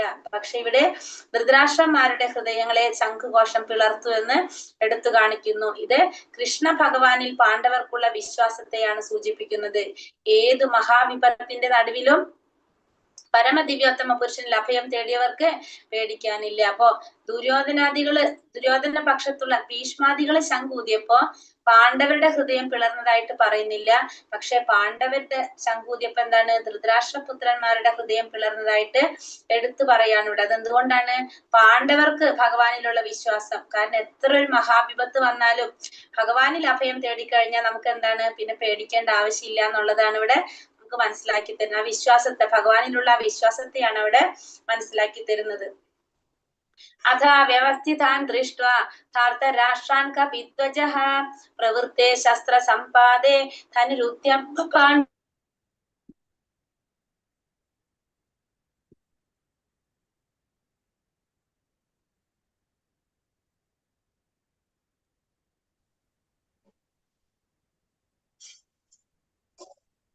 കൃഷ്ണ മാതാജി. ഹരേഷ്ണ മാതാജി സ്റ്റക്കായല്ലോ. ഹരേഷ്ണ മാതാജി നെറ്റിന്റെ കേൾക്കുന്നില്ല? കുറച്ചു നേരം പോയി മാതാജി, സ്റ്റക്കായി പോയി. ഇപ്പൊ എവിടെ തൊട്ട് ഈ ശ്ലോകം കേട്ടോ? സ്റ്റാർട്ടിങ് ഒന്ന് പറഞ്ഞു. ഞാൻ വീഡിയോ ഓഫ് ചെയ്തിട്ടുണ്ട്. ഇപ്പൊ കേൾക്കുന്നുണ്ടോ? ഹരേ കൃഷ്ണ. അഥാ വ്യവസ്ഥിതാൻ ദൃഷ്ട്വാ ധാർതരാഷ്ട്രാൻ കപിധ്വജഃ പ്രവൃത്തെ ശസ്ത്ര സമ്പാദേ ധനുരുദ്യമ പാണ്ഡവഃ ഋഷികേശം തഥാ വാക്യം ഇദമാഹാമഹീപതേ. അല്ലയോ രാജാവേ, പിന്നെ പാണ്ഡുപുത്രനായ അർജുനൻ ഹനുമാൻ കൊടിയടയാളമുള്ള തേരിൽ ഇരുന്നു കൊണ്ട് വില്ലെടുത്ത് ശരങ്ങൾ ഉതിർക്കാൻ തയ്യാറായി. മറുവശത്ത് അണിനിരന്നു നിന്ന കൗരവ സൈന്യത്തെ നോക്കി കൃഷ്ണനോട് ഇങ്ങനെ പറഞ്ഞു. അപ്പൊ ഇവിടെ എന്താ പറയാണ്? പാണ്ഡുപുത്രനായിട്ടുള്ള അർജുനൻ എന്താണ് ചെയ്യുന്നത്? ഹനുമാൻ കൊടിയടയാളമുള്ള തേരിൽ ഇരുന്നു കൊണ്ട്, നമ്മൾ നേരത്തെ പറഞ്ഞു വെള്ളക്കുതിരകളെ പൂട്ടിയ തേരാണ്. ആ തേരിന് 3 ലോകത്തും വിജയം മാത്രമേ ഉണ്ടാവുള്ളൂ, അഗ്നിദേവൻ സമ്മാനിച്ചതാണെന്ന് പറഞ്ഞു അല്ലെ? അപ്പൊ ഒന്നും കൂടി പറയണ എന്താണ് ഇവിടെ? ഹനുമാന്റെ കൊടിയടയാളമുള്ള തേരിലാണ്. ആ തേരിന്റെ വേറൊരു പ്രത്യേകത പറയാണ്, അത് ആ തേരിന് എന്തുണ്ട്? ഹനുമാന്റെ കൊടിയടയാളമുണ്ട്. ഇരുന്നു കൊണ്ട് വില്ലെടുത്ത് ശരങ്ങൾ ഉതിർക്കാനായിട്ട് തയ്യാറാവാണ് അർജുനൻ. മറുവശത്ത് അണിനിരന്നു നിന്ന കൗരവ സൈന്യത്തെ നോക്കി കൃഷ്ണനോട് ഇങ്ങനെ പറഞ്ഞു. കൃഷ്ണൻ എന്താ പറയുന്നത്? ഹനുമദ്രൂപൻ മറ്റൊരു വിജയചിഹ്നമത്രേ. രാമരാവണ യുദ്ധത്തിൽ രാമന്റെ സഹായിയായിരുന്നു ഹനുമാൻ. രാമൻ വിജയിയായി. ഇപ്പോൾ അർജുനന്റെ രഥത്തിൽ അദ്ദേഹത്തെ സഹായിക്കാൻ ആരുണ്ട്? രാമനും ഹനുമാനും ഉണ്ട്. അപ്പൊ ഹനുമാന്റെ രൂപം അതെന്താണ്? ഒരു വിജയത്തിന്റെ ചിഹ്നമാണത്. കാരണം രാമരാവണ യുദ്ധത്തിന്റെ സമയത്ത് രാമന്റെ സഹായിയായിട്ട് ആരാ ഉണ്ടായിരുന്നത്? ഹനുമാനാണ് ഉണ്ടായിരുന്നത്. അതേപോലെ തന്നെ ഇപ്പൊ അർജുനന്റെ രഥത്തിൽ അദ്ദേഹത്തെ സഹായിക്കാൻ ആരുണ്ട്? രാമനുണ്ട്, ഹനുമാനുണ്ട്. സഞ്ജയ അർജുന ഉവാച സേനയോരുഭയോർമധ്യേ രഥം സ്ഥാപയ മേച്യുത യാവദേതാൻ നിരീക്ഷേഹം യോധുകാമാനവസ്ഥിതാൻ കർമ്മയാ സഹ യോദ്ധാവ്യം അസ്മിൻ രണസമുദ്യമേ. ഹേ അച്യുത, ഇവിടെ എന്താ വിളിക്കുന്ന ഭഗവാന്? അച്യുത, ച്യുതി അഥവാ വീഴ്ച പറ്റാത്തവനെ, ഇരു സൈന്യങ്ങൾക്കും മധ്യത്തിലായി എന്റെ തേർ കൊണ്ട് നിർത്തുക. ആരൊക്കെയാണ് യുദ്ധകാംക്ഷികളായി ഇവിടെ വന്നിട്ടുള്ളതെന്ന് ഞാനൊന്ന് കാണട്ടെ. അപ്പൊ അർജുനൻ പറയാണ് ഇവിടെ അച്യുത, ഭഗവാനെ വിളിക്കാണ്. ച്യുതി അഥവാ വീഴ്ച പറ്റാത്തവനെ പറയണം. എന്താണ്? രണ്ട് സൈന്യങ്ങൾക്കും മധ്യത്തിലായിട്ട് എന്റെ തേര് കൊണ്ട് നിർത്താൻ ഭഗവാനോട് പറയാണ് അർജുനൻ. ആരൊക്കെയാണ് ആ യുദ്ധത്തിന് വന്നിരിക്കുന്നതെന്ന് ഞാനൊന്ന് കാണട്ടെ എന്ന് അർജുനൻ ഭഗവാനോട് ഇത്തിരി എന്താ പറയാ, ഭാവമായിട്ടല്ല പറയണില്ല, കുറച്ചൊരു ഭാവത്തിലാണ് അർജുനൻ അത് പറയുന്നത് ഭഗവാന്റെ അടുത്ത്. ഭക്തന്മാരോടുള്ള സ്നേഹത്തിന് ഒരിക്കലും കുറവില്ല. അതുകൊണ്ട് ഇവിടെ അച്യുത എന്ന പേര് ഉപയോഗിക്കപ്പെട്ടു. അപ്പൊ അർജുനൻ ഭഗവാൻ അച്യുത എന്ന് വിളിക്കുന്നത് എന്താ പറയണത്? ച്യുതി അഥവാ വീഴ്ച പറ്റാത്തവൻ എന്ന് പറയുന്നത് അല്ലെ. അപ്പൊ ആ ഭക്തന്മാരോടുള്ള സ്നേഹത്തിന് ഒരിക്കലും ഒരു കുറവില്ല. അതുകൊണ്ടാണ് ഭഗവാനോട് അച്യുത എന്ന് പറയുന്നത്. കാരണം അർജുനന്റെ തേരാളിയായിട്ടാണ് ആരിയ്ക്കുന്നത്? ഇവിടെ ഭഗവാൻ ഇരിക്കുന്നത്. പാർത്ഥന്റെ സാരഥിയാണ് ഇവിടെ. അപ്പൊ അതുകൊണ്ടാണ് ഇവിടെ ഭഗവാൻ അച്യുത എന്ന് പറയുന്നത്. ഭക്തൻ എപ്പോഴും ഭഗവത് സേവനത്തിന് ഒരുക്കമാണ്. കൃഷ്ണനാകട്ടെ ഭക്തൻ ഏത് വിധമെങ്കിലും സഹായമരുളാൻ അവസരം പ്രതീക്ഷിച്ചു കൊണ്ടിരിക്കുന്നു. ഭക്തന്മാരോട് ആജ്ഞാപിക്കുന്നതിനേക്കാൾ ശുദ്ധഭക്തന്മാരുടെ ആജ്ഞകൾ നിറവേറ്റുന്നതിലാണ് ഭഗവാൻ കൂടുതൽ സന്തോഷിക്കുന്നത്. അപ്പൊ ഭക്തൻ എപ്പോഴും എന്ത് ചെയ്യാനാണ് ഇഷ്ടം? ഭഗവാന് സേവനം ചെയ്യാൻ ഇഷ്ടം. ഭഗവാൻ എപ്പോഴും എന്ത് ചെയ്യാനാണ് ഇഷ്ടം? ഭക്തന് സേവനം ചെയ്യാനായിട്ടുള്ള അവസരം നോക്കിയിരിക്കുകയാണ് ആര്? ഭഗവാൻ. അപ്പൊ ഭക്തന്മാരോട് ആജ്ഞാപിക്കുന്നതിനേക്കാൾ ഭഗവാൻ ഇഷ്ടം എന്താണ്? ഭക്തന്മാരുടെ ആജ്ഞകൾ അനുസരിക്കാനാണ് ഭഗവാൻ ഇഷ്ടം. അപ്പൊ അതുകൊണ്ട് നമുക്ക് അറിയാം, നമുക്ക് എന്താ പറയാം, ഭഗവാൻ ഒരിക്കലും ഭക്തി പെട്ടെന്ന് നമുക്ക് തരില്ല. മുക്തി കിട്ടും, ഭക്തി കിട്ടാൻ നമുക്ക് പാടാന്ന് പറയും. എന്തുകൊണ്ടാണ്? ഭക്തിയിലൂടെ നമുക്ക് ഭഗവാനെ വിലക്ക് മേടിക്കാനായിട്ട് സാധിക്കും. അപ്പൊ അതുകൊണ്ട് ഭക്തി കിട്ടാനായിട്ട് കുറച്ച് പാടാന്ന് പറയും. ഇവിടെ ആ ഭക്തന്മാരുടെ ആജ്ഞകൾ അനുസരിക്കാൻ, നിറവേറ്റാനായിട്ടാണ് ആര് കൂടുതൽ ആഗ്രഹിക്കുന്നത്? ഭഗവാൻ. അതിലാണ് സന്തോഷം ഭഗവാൻ കാണുന്നത്. യോത്സ്യമാനാനവേക്ഷേഹം യം ഏതേത്ര സമാഗതഃ ധാർതരാഷ്ട്രസ്യ ദുർബുദ്ധിർ യുദ്ധേ പ്രിയചികീർഷവഃ. ദുർബുദ്ധിയായ ധൃതരാഷ്ട്രപുത്രനെ സന്തോഷിപ്പിക്കാനായി യുദ്ധത്തിനൊരുങ്ങി വന്നവരെ ഞാൻ കാണട്ടെ. അപ്പൊ എന്തിനാണ് ആ രഥം രണ്ട് സൈന്യത്തിന്റെ സെന്ററിൽ കൊണ്ട് നിർത്താൻ പറഞ്ഞത്? ആ ദുർബുദ്ധിയായിട്ടുള്ള ധൃതരാഷ്ട്രപുത്രനെ സന്തോഷിപ്പിക്കാനായിട്ട്. ആരാണ്? ദുര്യോധനൻ അല്ലെ. സന്തോഷിപ്പിക്കാനായിട്ട് ആ യുദ്ധത്തിനൊന്നി വന്നവർ ആരൊക്കെയാണെന്ന് ഞാനൊന്ന് കാണട്ടെ എന്നാണ് ആരോട് പറയുന്നത്? അർജുനൻ പറയുന്നത്. ദുര്യോധനൻ പിതാവായ ധൃതരാഷ്ട്രന്റെ സഹായത്തോടെ പാണ്ഡവരുടെ രാജ്യം കയ്യിലടക്കാൻ കുടിലതന്ത്രങ്ങൾ പ്രയോഗിക്കുകയാണെന്ന് എല്ലാവർക്കും അറിയുന്ന രഹസ്യമാണ്. അപ്പോൾ അതിന് കൂട്ടു നിൽക്കുന്നവരും ഒരേ വിധം തൂവൽ പക്ഷികൾ തന്നെ. ആരെല്ലാമാണെന്നറിയാൻ മാത്രമാണ്. അവരുമായി ഒത്തുതീർപ്പുണ്ടാക്കാനല്ല യുദ്ധക്കളത്തിൽ വെച്ച് അർജുനൻ ആ യോദ്ധാക്കളെ കാണാൻ ആഗ്രഹിച്ചത്. അപ്പോ എല്ലാവർക്കും അറിയാവുന്ന പരസ്യമായ ഒരു രഹസ്യമാണ് എന്ത്? ദുര്യോധനൻ തന്റെ പിതാവായിട്ടുള്ള ധൃതരാഷ്ട്രമായിട്ട് സഹായം കൊണ്ട് പാണ്ഡവരുടെ രാജ്യം മുഴുവൻ കയ്യിലടക്കാനായിട്ടുള്ള കുറെ തന്ത്രങ്ങൾ ചെയ്തുകൊണ്ടിരിക്കുകയാണെന്ന് എല്ലാവർക്കും അറിയാം, ഇവരെ ചെയ്തിട്ടുള്ള കാര്യങ്ങളൊക്കെ. എന്നിട്ടും അവരുടെ ഒപ്പം യുദ്ധത്തിന് വന്നിരിക്കുന്നത്, അവരുടെ ഒപ്പം കൂടി നിന്നിട്ട് പാണ്ഡവർക്കെതിരായിട്ട് യുദ്ധത്തിന് വന്നിരിക്കുന്നവർ ആരൊക്കെയാണെന്ന് അറിയാൻ വേണ്ടി മാത്രമാണ് ആര് രണ്ട് സൈന്യത്തിന്റെ സെന്ററിൽ രഥം കൊണ്ട് നിർത്താൻ പറഞ്ഞത്? അർജുനൻ പറഞ്ഞത്. അല്ലാതെ അവരായിട്ട് ഒത്തുതീർപ്പുണ്ടാക്കാനല്ല എന്നിവിടെ പറയാണ്. ആ യോദ്ധാക്കൾ ആരെല്ലാമാണെന്ന് കാണാൻ വേണ്ടിയിട്ടാണ് പറയുന്നത്. സഞ്ജയ ഉവാച ഏവ മുക്തോ ഋഷികേശോ ഗുഡാകേശേന ഭാരത സേനയോരുഭയോർ മധ്യേ സ്ഥാപയിത്വാ രഥോത്തമം.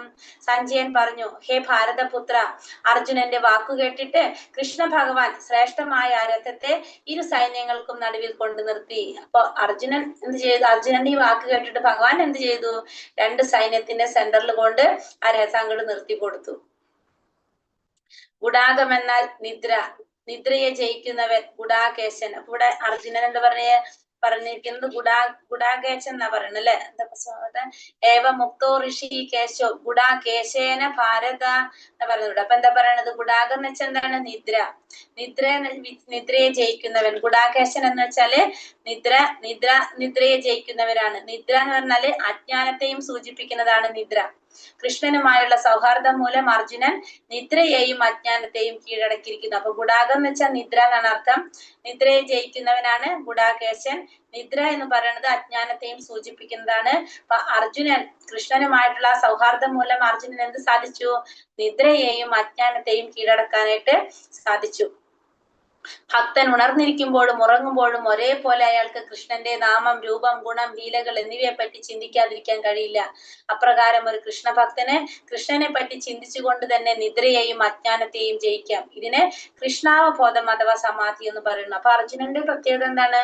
അർജുനൻ നമ്മളെ പോലല്ല. നമ്മൾ കിടന്നുറങ്ങുമ്പോ എന്താണ്? നമുക്ക് നമ്മളെ ഉറക്കം മാത്രമേ ഉള്ളൂ, ബാക്കി ഒന്നും ചിന്തയില്ല അല്ലെ. നമ്മൾ ഉറങ്ങുമ്പോ നമ്മൾ വല്ലതും അറിയുന്നുണ്ടോ? പക്ഷെ അർജുനൻ ഉറങ്ങുമ്പോഴും എന്താണ്? ഭഗവാനെ പറ്റി ചിന്തിച്ചു കൊണ്ടിരിക്കുന്ന പറയുന്നത്. ഭഗവാന്റെ ചിന്തയാണ്. അർജുനൻ എപ്പോഴും ഭഗവാനെ കുറിച്ച് ചിന്തിച്ചുകൊണ്ട്. അതാണ് അർജുനനുള്ള പ്രത്യേകത. അപ്പൊ ഒരു കൃഷ്ണ ഭക്തൻ ഒരിക്കലും എന്താണ്?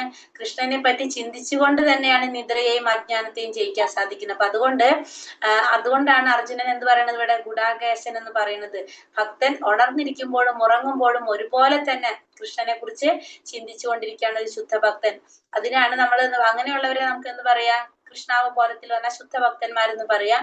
അതിനാണെന്ന് പറയുന്നത് കൃഷ്ണ അവബോധം എന്ന് പറയുന്നത്. നമ്മൾ അവബോധം എപ്പോഴും ആരെ കുറിച്ചാണ്? ഭഗവാനെ കുറിച്ചായിരിക്കും. ഏതൊരു സമയത്ത് ഉറങ്ങുമ്പോഴായാലും ഉണർന്നിരിക്കുമ്പോഴും എപ്പോഴും ഭഗവാനെ കുറിച്ചായിരിക്കും നമ്മുടെ അവബോധം.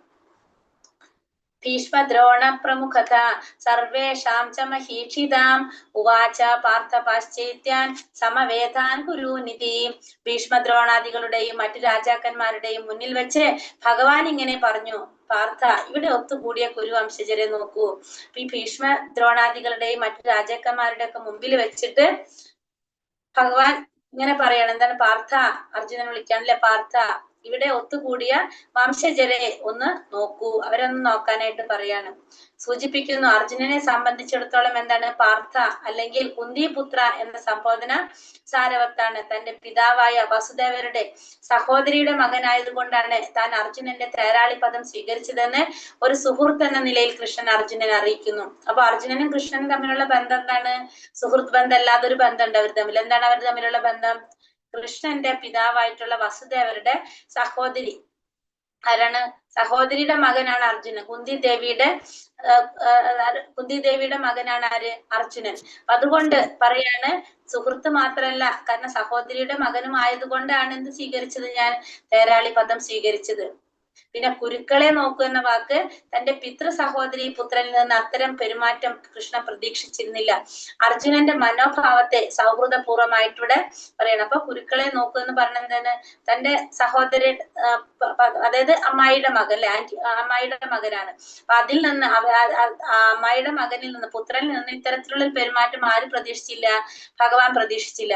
അർജുനന്റെ ആ മനോഭാവത്തെ പറ്റിയിട്ട് സൗഹൃദപരമായിട്ട് അതുകൊണ്ട് അർജുനനോട് പറയാണ്.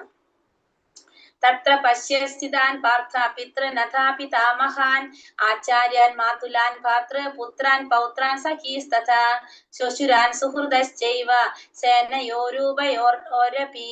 ആ യുദ്ധരംഗത്തിൽ ഇരു സൈന്യങ്ങളുടെയും മധ്യത്തിൽ പിതൃതുല്യരെയും പിതാമഹന്മാരെയും ഗുരുജനങ്ങളെയും മാതുലന്മാരെയും സഹോദരന്മാർ, മക്കൾ, പൗത്രന്മാർ, സുഹൃത്തുക്കൾ, ഭാര്യാപിതാക്കന്മാർ എന്നിവരെയും അർജുനൻ കണ്ടു. അപ്പൊ ആരൊക്കെയാണ് അവിടെ കണ്ടതെന്ന് പറയണ? യുദ്ധരംഗത്തില് ഇരു സൈന്യങ്ങളുടെയും മധ്യത്തില് പിതൃതുല്യരായിട്ടുള്ളവര്, പിതാമഹന്മാര്, ഗുരുജനങ്ങള്, മാതുലന്മാര്, സഹോദരന്മാര്, മക്കള്, പൗത്രന്മാര്, സുഹൃത്തുക്കള്, ഭാര്യാപിതാക്കന്മാർ, ഇവരെയൊക്കെ ആര് കണ്ടോടെ? അർജുനൻ കണ്ടു. താൻ സമീക്ഷ്യ കൗന്ദേയ സർവാൻ ബന്ധൂനവസ്ഥിതാൻ കൃപയാ പരയാവിഷ്ടോ വിഷീദന്നിതമബ്രവീത്. ഇങ്ങനെ പല വിധത്തിലും തനിക്ക് ബന്ധുക്കളായുള്ളവരെ അവിടെ കണ്ടപ്പോൾ കരുണാഭരിതനായി തീർന്ന കുന്തിപുത്രൻ പറഞ്ഞു. ഇപ്പൊ രണ്ട് സൈന്യത്തിന്റെ സെന്ററിൽ കൊണ്ട് രഥം നിർത്താൻ പറഞ്ഞ ഉഷാറൊന്നും അർജുനനില്ല. അപ്പൊ അർജുനൻ രണ്ട് സൈന്യത്തിന്റെ സെന്ററിൽ കൊണ്ട് രഥം നിർത്തി തന്റെ ബന്ധുക്കളായുള്ളവരവിടെ കണ്ടപ്പോ കരുണാഭരിതനായി തീർന്നിട്ട് അർജുനൻ പറയാണ്: അർജുന ഉവാച ദൃഷ്ടേമം സ്വജനം കൃഷ്ണ യുയുത്സും സമുപസ്ഥിതം സീതന്തി മമ ഗാത്രാണി മുഖം ച പരിശുഷ്യതി. അർജുനൻ എന്താ പറയുന്നത്? യുദ്ധത്തിനൊരുങ്ങി വന്നിട്ടുള്ള ഈ ബന്ധുമിത്രാദികളെ കണ്ടിട്ട് എന്റെ അവയവങ്ങൾ തളരുന്നു, മുഖം വരളുന്നു. അപ്പൊ ആദ്യം പറഞ്ഞു ഉഷാറൊന്നും പാർക്കില്ല, അർജുനനില്ല ഇവിടെ. ഇപ്പൊ പറയാണ് ആ യുദ്ധത്തിനൊരുങ്ങി വന്നിട്ടുള്ള ബന്ധുമിത്രാദികളൊക്കെ കണ്ടിട്ട് എന്റെ അവയവങ്ങളൊക്കെ തളരാണ്, എന്റെ മുഖം വരളാണെന്ന് പറയാണ്. പരമദിവ്യോത്തമ പുരുഷനിൽ അചഞ്ചലമായ വിശ്വാസമുള്ളവന് ദേവന്മാരുടെ ഗുണങ്ങളെല്ലാം ഉണ്ട്. എന്നാൽ ഭഗവത് ഭക്തനല്ലാത്ത ഒരാൾക്ക് വില കുറഞ്ഞ ഭൗതിക ഗുണങ്ങൾ മാത്രമേ ഉള്ളൂ. അയാൾ മാനസിക മേഖലകളിലൂടെ അലഞ്ഞു തിരിയുന്നത് കൊണ്ട് എങ്ങും എത്താതെ വെട്ടിത്തിളങ്ങുന്ന ഭൗതിക ശക്തിയിൽ ആകൃഷ്ടനായി പോകുമെന്നതിൽ യാതൊരു സംശയവുമില്ല. ഇപ്പൊ ഭഗവാനില് വിശ്വാസം ഉണ്ടെങ്കിൽ എന്താണ്? അവർക്ക് എല്ലാ ഗുണങ്ങളും ഉണ്ടാവും. ദേവന്മാരുടെ ഗുണങ്ങളെല്ലാം അവർക്ക് ഉണ്ടാവും. പിന്നെ ഭഗവാന്റെ ഭക്തനല്ലാത്ത ഒരു വ്യക്തിക്കാണെങ്കിലോ ഭൗതിക ഗുണങ്ങൾ മാത്രമേ ഉണ്ടാകുള്ളൂ. ശാരീരിക ബോധത്തിലായിരിക്കും അയാൾ ഉണ്ടാകുന്നത്. അപ്പൊ അങ്ങനെയുള്ള ഒരു വ്യക്തിക്ക് ഭൗതിക ശക്തിയിൽ ആകൃഷ്ടനായി പോകുന്നതില് യാതൊരു സംശയമില്ല. അപ്പൊ അർജുനൻ ഇവിടെ ഇപ്പൊ ശാരീരിക ബോധത്തില് ഭൗതിക ബോധത്തിലാണെന്നാണ് നമുക്കിവിടെ മനസ്സിലാക്കി തരുന്നത്. അനുകമ്പയും സഹതാപവും അവർക്കെല്ലാം മരണം അടുത്തതോർത്ത് ഈ പ്രതികരണം ഉണ്ടായത് ദൗർബല്യം കൊണ്ടല്ല, മൃദുല ഹൃദയത്വം കൊണ്ടാണ്.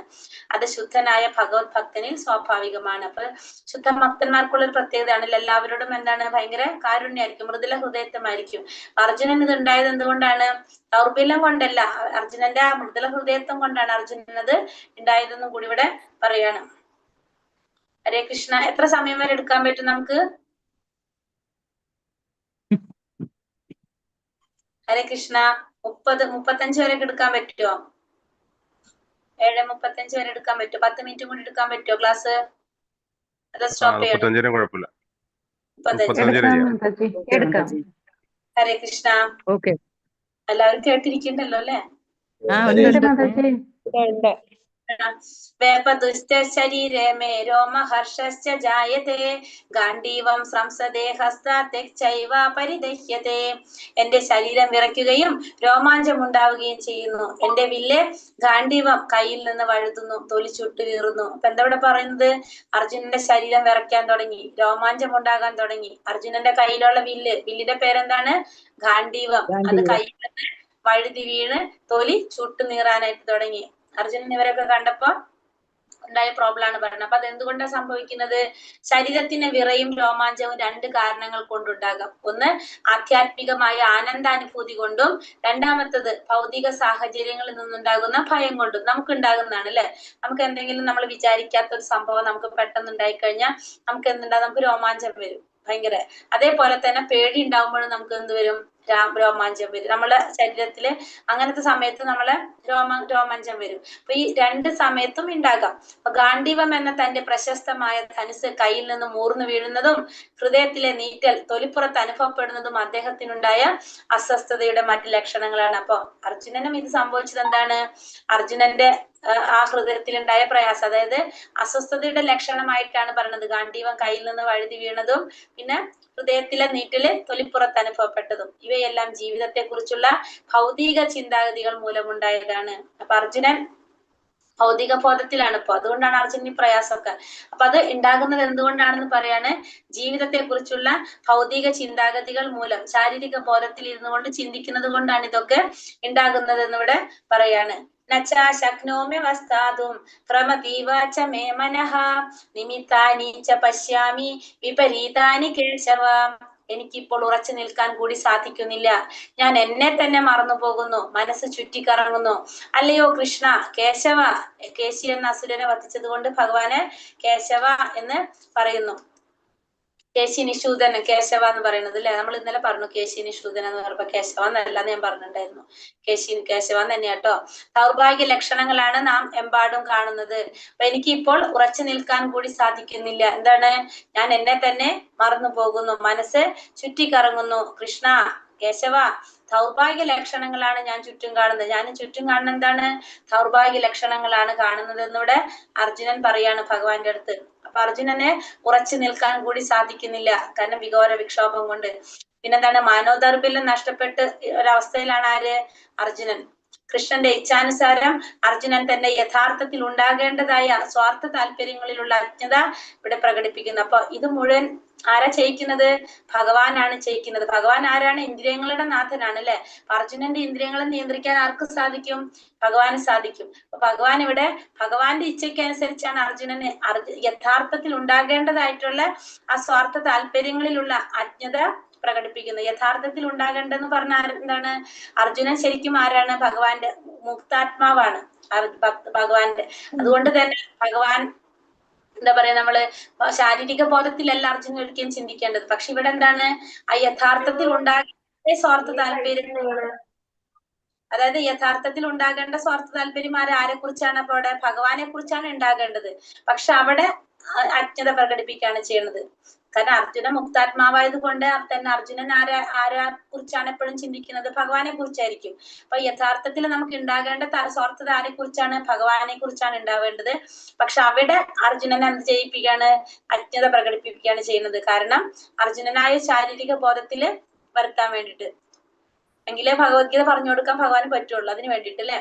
യഥാർത്ഥമായ സ്വാർത്ഥ താല്പര്യം വിഷ്ണുവിൽ അഥാ കൃഷ്ണനിലാണ് നിലകൊള്ളുന്നത്. ഭക്തനായ ജീവാത്മാവ് ഇത് മറക്കുകയും തന്മൂലം ഭൗതിക ക്ലേശങ്ങൾ അനുഭവിക്കുകയും ചെയ്യുന്നു. അപ്പൊ നേരത്തെ ഇപ്പൊ പറഞ്ഞത് യഥാർത്ഥത്തിൽ നമ്മളെ സ്വാർത്ഥത എവിടെയാണ് വേണ്ടത്? ഭഗവാനിലാണ് കാണിക്കേണ്ടത്. പക്ഷെ ജീവാത്മാവ് അത് മറന്ന് ഭൗതികമായിട്ടുള്ള, അതുകൊണ്ട് നമുക്ക് എന്തുണ്ടാവാണ്? ഭൗതികമായിട്ടുള്ള ക്ലേശങ്ങള് അനുഭവിക്കേണ്ടതായിട്ട് വരാണ് ചെയ്യുന്നത്. നച്ചാ ശ്രേയോനു പശ്യാമി ഹത്വാ സ്വജനമാഹവേ ന കാംക്ഷേ വിജയം കൃഷ്ണ നച്ചാ രാജ്യം സുഖാനിച്ച. എന്താ പറയണത്? ബന്ധുക്കളെ യുദ്ധത്തിൽ കൊല്ലുന്നത് കൊണ്ട് എങ്ങനെ എന്ത് ഗുണമുണ്ടാവുമെന്ന് എനിക്ക് മനസ്സിലാകുന്നില്ല കൃഷ്ണ. എനിക്ക് വിജയം ആവശ്യമില്ല, രാജ്യമാവട്ടെ സുഖമാവട്ടെ എനിക്ക് വേണ്ട. ഇനി പറയാണ് ബന്ധുക്കളെ യുദ്ധത്തിൽ കൊല്ലുന്നത് കൊണ്ട് എങ്ങനെ എന്ത് ഗുണം ഉണ്ടാകാനാണെന്നാണ് അർജുനൻ ചോദിക്കുന്നത് ഭഗവാന്റെ അടുത്ത്. നമുക്ക് ഈ രാജ്യവും വേണ്ട, സുഖവും വേണ്ട, ഇതിന്റെ ഒന്നും വിജയവും വേണ്ട, ഇതൊന്നും എനിക്ക് ആവശ്യമില്ല, ഇതൊന്നും വേണ്ടാന്ന് ഇവിടെ അർജുനൻ ഭഗവാനാണ് ഇവിടെ പറയാണ്. എത്രയും പ്രഭാപൂർണവും ജ്വലിച്ചു നിൽക്കുന്നതുമായ സൗരമണ്ഡലത്തിൽ പ്രവേശിക്കാൻ രണ്ടു കൂട്ടർക്ക് അർഹതയുള്ളൂ. കൃഷ്ണന്റെ നിർദ്ദേശം അനുസരിച്ച് യുദ്ധകളത്തിൽ വീണ് മരിക്കുന്നവർക്കും ലൗകിക ജീവിതം ത്യജിച്ച് ആധ്യാത്മിക സാക്ഷാത്കാരത്തിന് സ്വയം സമർപ്പിച്ചവനും. അപ്പൊ ഈ രണ്ടു തരത്തിലുള്ളവർക്കാണ് എവിടേക്ക് കടക്കാൻ സാധിക്കുന്നത്? ഭഗവാന്റെ ലോകത്തിലേക്ക്. എത്രയും പ്രഭാപൂർവമായിട്ടുള്ള ഭഗവാന്റെ ലോകത്തിലേക്ക് പോകാൻ സാധിക്കുന്നത് ആർക്കൊക്കെയാണ്? ഒന്ന് ഭഗവാന്റെ നിർദ്ദേശത്തിനനുസരിച്ച് യുദ്ധം ചെയ്ത് മരിക്കുന്നവർക്ക്. യുദ്ധത്തിൽ മരണപ്പെട്ടു കഴിഞ്ഞാൽ നമുക്ക് എന്ത് ചെയ്യാൻ സാധിക്കും? നമുക്ക് പോവാനായിട്ട് സാധിക്കും. രണ്ടാമത്തത് ആധ്യാത്മിക സംസ്കാരത്തിന് സ്വയം സമർപ്പിച്ചത്. ലൗകിക ജീവിതം വേണ്ടാന്ന് വിചാരിച്ച് ആധ്യാത്മിക ജീവിതം അത് സമർപ്പിച്ചവർക്കും ഭഗവാന്റെ നിർദ്ദേശം അനുസരിച്ച് എവിടേക്ക് പോകാൻ സാധിക്കും? ഭഗവാൻ ലോകത്തിലേക്ക് പ്രവേശിക്കാനായിട്ട് സാധിക്കും. വിശപ്പ് തോന്നാത്ത ഒരാൾ ഭക്ഷണം പാകം ചെയ്യാൻ ഇഷ്ടപ്പെടാത്തതുപോലെ നിരാശ കൊണ്ട് കാട്ടിൽ പോയി ഏകാന്ത ജീവിതം നയിക്കാനാണ് അദ്ദേഹം ഉദ്ദേശിക്കുന്നത്. അപ്പൊ അർജുനന് ഇപ്പൊ എന്താ അവസ്ഥ? വിശപ്പ് തോന്നാത്ത ഒരാള് ഭക്ഷണം പാകം ചെയ്യാൻ ഇഷ്ടപ്പെടാത്തതുപോലെ നിരാശ കൊണ്ട് അദ്ദേഹം വിചാരിക്കാണ് കാട്ടിൽ പോയിട്ട് ഏകാന്ത ജീവിതം നയിക്കുക. എന്നാലും എന്ത് വേണ്ട? യുദ്ധം ചെയ്യാനായിട്ട് ആർക്കിഷ്ടമില്ല? അർജുനന് ഇഷ്ടമില്ല. കിം നോ രാജേന ഗോവിന്ദ കിം ഭോഗേർ ജീവിതേന വാ യേഷാമർത്ഥേ കാംക്ഷിതം നോ രാജ്യം ഭോഗാ സുഖാനി ച തമേവ സ്ഥിതാ യുദ്ധേ പ്രാണാ ത്യക്താ ധനാനി ച ആചാര്യ പിതര പുത്രസ്തഥൈവ ച പിതാമഹഃ മാതുലാ സ്വശിരാ പൗത്ര ശ്യാലാ സംബന്ധിനസ്തഥാ ഏതാന്ന ഹന്തുമിച്ഛാമി ഘ്നതോപി മധുസൂദന അപി ത്രൈലോക്യ രാജ്യസ്യ ഹേതോ കിം नु മഹീകൃതേ നിഹത്യാഥാർത്ഥരാഷ്ട്രാന കാ പ്രീതി സ ജനാർദ്ദന. ഇവിടെ എന്താ പറയണത്? ഹേ ഗോവിന്ദ, രാജ്യം കൊണ്ടും ഭോഗങ്ങൾ കൊണ്ടും ജീവിതം കൊണ്ട് തന്നെയും ഞങ്ങൾക്ക് എന്ത് പ്രയോജനം? ഈ രാജ്യം കിട്ടിയിട്ടും നമുക്ക് ഇത്രയും സൗകര്യങ്ങളൊക്കെ കിട്ടിയിട്ട് നമുക്ക് എന്താ പ്രയോജനം ഉണ്ടാകുന്നത്? കാരണം ആർക്ക് വേണ്ടിയാണ് നമ്മൾ ഇതെല്ലാം ആഗ്രഹിക്കുന്നത്? അവരൊക്കെ എന്താണ്? അവരിപ്പോ യുദ്ധത്തില് അവരുടെ ജീവിതവും ജീവനൊക്കെ ഉപേക്ഷിക്കാൻ തയ്യാറായിട്ട് യുദ്ധത്തിൽ വന്ന് നിൽക്കാണ്. അപ്പൊ ഇതിലിപ്പോ വന്ന് നിൽക്കുന്ന മധുസൂദന പറയാണ്, ഭഗവാൻ പറഞ്ഞ ഗുരുജനങ്ങള്, പിതൃപിതാമഹന്മാര്, മക്കള്, അമ്മാവന്മാർ, ശ്വശുരന്മാർ, ശ്യാലന്മാർ തുടങ്ങിയ ബന്ധുക്കളൊക്കെയാണ് യുദ്ധത്തിന് വേണ്ടിയിട്ട് ഇവിടെ വന്ന് നിൽക്കുന്നത്. അപ്പൊ അവരെന്തിനാണ് നമ്മൾ കൊല്ലുന്നത്? അവരെ വധിക്കുകയാണെങ്കിൽ നമുക്ക് ഈ 3 ലോകം കിട്ടുകയാണെങ്കിലും അവരോട് യുദ്ധം ചെയ്യാൻ ആരില്ല? ഞാനില്ല എന്ന് അർജുനൻ പറയാണ്. പിന്നെ എങ്ങനെയാണ് വെറും മണ്ണിന് വേണ്ടിയിട്ട് മാത്രം അവരെ കൊല്ലാൻ സാധിക്കുന്നത്?